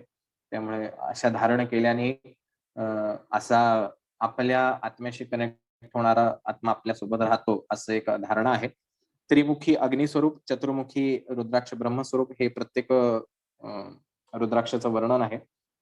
या रुद्रामध्ये विद्याशक्ती, म्हणजे ज्याला विद्या हवी आहे त्यांनी कुठला रुद्राक्ष धारण करायचा, ज्याला काहीतरी करिअरमध्ये अचिव्हमेंट करायची आहे, आयुष्यामध्ये काहीतरी स्ट्रगल करायचं, किंवा जो सैनिक आहे त्यांनी कुठला, हे प्रत्येकाच्या कॅटेगरी, कारण प्रत्येक रुद्राक्षामध्ये त्या त्या प्रकारची शक्ती आहे. त्या त्या प्रकारे आपण तो रुद्राक्ष धारण करू शकतो. श्रीपाद प्रभूंनी प्रकृती, प्रवृत्ती आणि निवृत्ती यांचा अधिपती गणपती यांचे तत्व आपल्या चैतन्यमय स्वरूपात धारण केलेले आहे. महाराजांना शरण गेलं. अर्थात आता हे कायमस्वरूपी लक्षात ठेवा. श्रीपाद श्रीवल्लभ म्हणतो आपण त्या त्यावेळेला. श्रीपाद श्रीवल्लभ असो, नरसिंह सरस्वती असो, स्वामी महाराज असो, हे सगळे एकच आहेत. त्यामुळे नाव जरी वेगळं असलं तरी त्याच्या, नाहीतर आपल्याला श्रीपाद म्हणले की उद्यापासून चला श्रीपाद राजम शरणम प्रपद्य लगेच जप सुरू करा. अर्थात करायला हरकत नाही, पण आपल्याला गुरुंनी जो आदेश दिलेला आहे तो श्री स्वामी समर्थ या मंत्राचा अनुष्ठान ठेवायचा आहे. त्यामुळे श्री स्वामी समर्थ म्हटल्याने आपल्याला हे सगळी शक्ती, म्हणजे ह्या श्रीपाद चरित्राच्या माध्यमातून आपल्याला खऱ्या अर्थानं महाराज समजतायत की महाराजांचं रूप नेमकं काय आहे. महाराजांना जर आपल्याला प्राप्त करायचं असेल तर ते कसं प्राप्त करावं लागेल, तर ह्या सगळ्या गोष्टींचं ज्ञान आपल्याला होत आहे. आणि महाराजांचं असं म्हणतात की जो मनातील तर्क वितर्कांचा मल काढून टाकून त्यांना अनन्य भावाने शरण गेल्यास ते यथार्थ रूपात दिसतात. मग आत्ताच आपण थोड्या वेळापूर्वी बोलू, प्रार्थना करताना शंका कुशंका घ्यायच्या नाहीत, तर्क वितर्क लढवायचे नाहीत की मग कसं होईल, मग आता ही अशी कंडिशन आहे, मग माझे आजूबाजूची लोक मला हे मदत करतील का, हे असं होईल का, हे सगळं सोडून द्यायचं. महाराज मला हे हवंय, बस संपला विषय. ही प्रार्थना झाली. आणि असं ज्यावेळेला मनातील तर्क वितर्कांचा मल काढून टाकून त्यांना अनन्य भावाने शरण, अनन्य म्हणजे काय, अन्य कुठलाही विचार न करता फक्त त्यांचा, अरे महाराज आहेत ना, महाराज ते करणार आहेत. की सपोज मी म्हटलं की अरे माझा पहिला नंबर यायला पाहिजे, मी मठ्ठ मुलगा आहे, 40% मला मार्क मिळतात, नाही मला पहिला नंबर महाराज पाहिजे. तर त्या 40% वाल्याने ही प्रार्थना केली आहे, त्यांनी पुढचे जोपर्यंत त्याचे परीक्षेचे रिझल्ट येत नाही तोपर्यंत एवढंच म्हणत मी महाराजांना सांगितलंय ना, मग माझा पहिला नंबर येणारच आहे. एवढंच म्हणत राहायचं प्रत्येक क्षणी. एकही क्षण असं म्हणायचं नाही, "अरे मी तर निर्बुद्ध आहे. मला 40% मार्क मिळाले." आपल्या आजूबाजूचे मित्र, घरातली माणसं तेही म्हणतील, "अरे तू 40, 50-55 जरी मिळवलेस तरी बास आहे. माझा पहिलाच नंबर येणार." हे सतत जो म्हणत राहील, शब्दांनी, मनाने आणि कृतीने सुद्धा. जो स्वतःला "अरे माझा पहिलाच नंबर येणार आहे, एकदम खुश आहे मी." असं कृतीतनं सुद्धा घडलं पाहिजे. म्हणजे शरीर रूपाने, मन रूपाने आणि शब्द रूपाने सुद्धा जो त्या अवस्थेमध्ये राहील, त्यालाच ती गोष्ट तो पहिला नंबर मिळणार आहे. कसा मिळणार आहे त्यालाही माहीत नाही.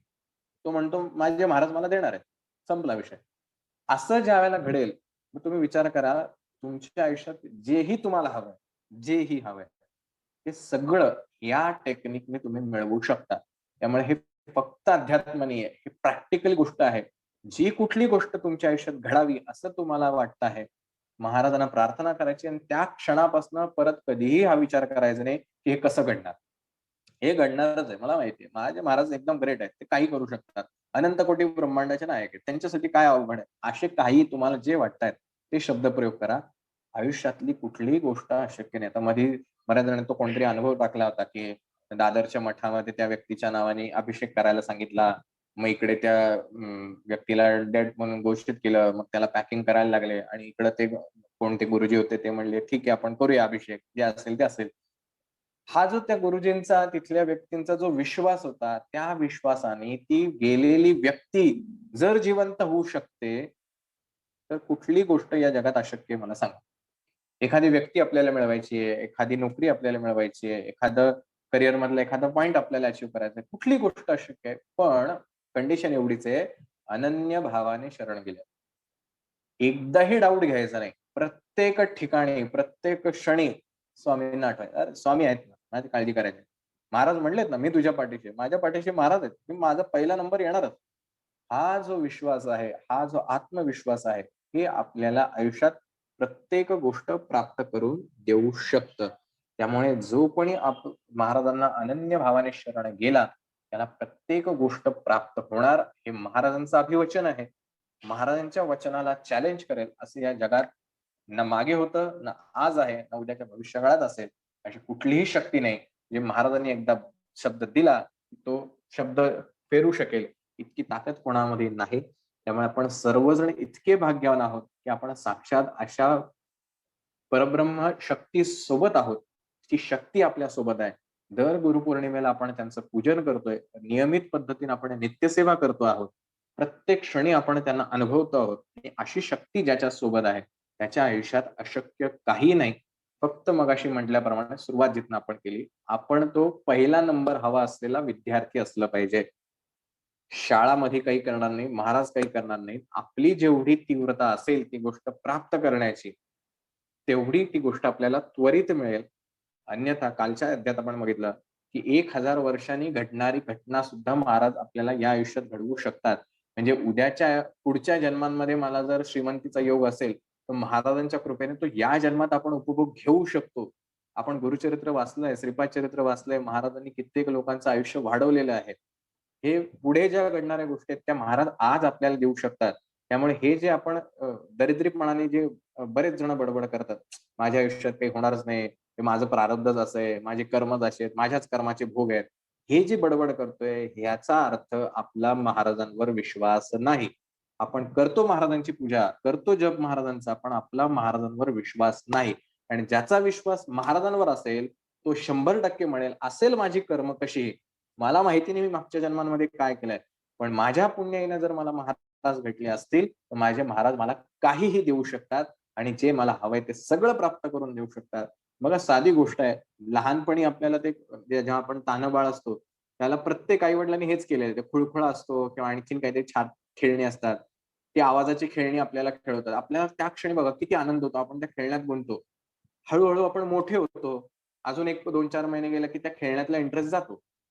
आणि ती गोष्ट आपल्याला न आवडण्याची होते. की नाही, नाही मला नाही इंटरेस्ट. मग नवीन, आणखीन नवीन. प्रत्येक गोष्टीला एक आनंदाची लिमिट आहे.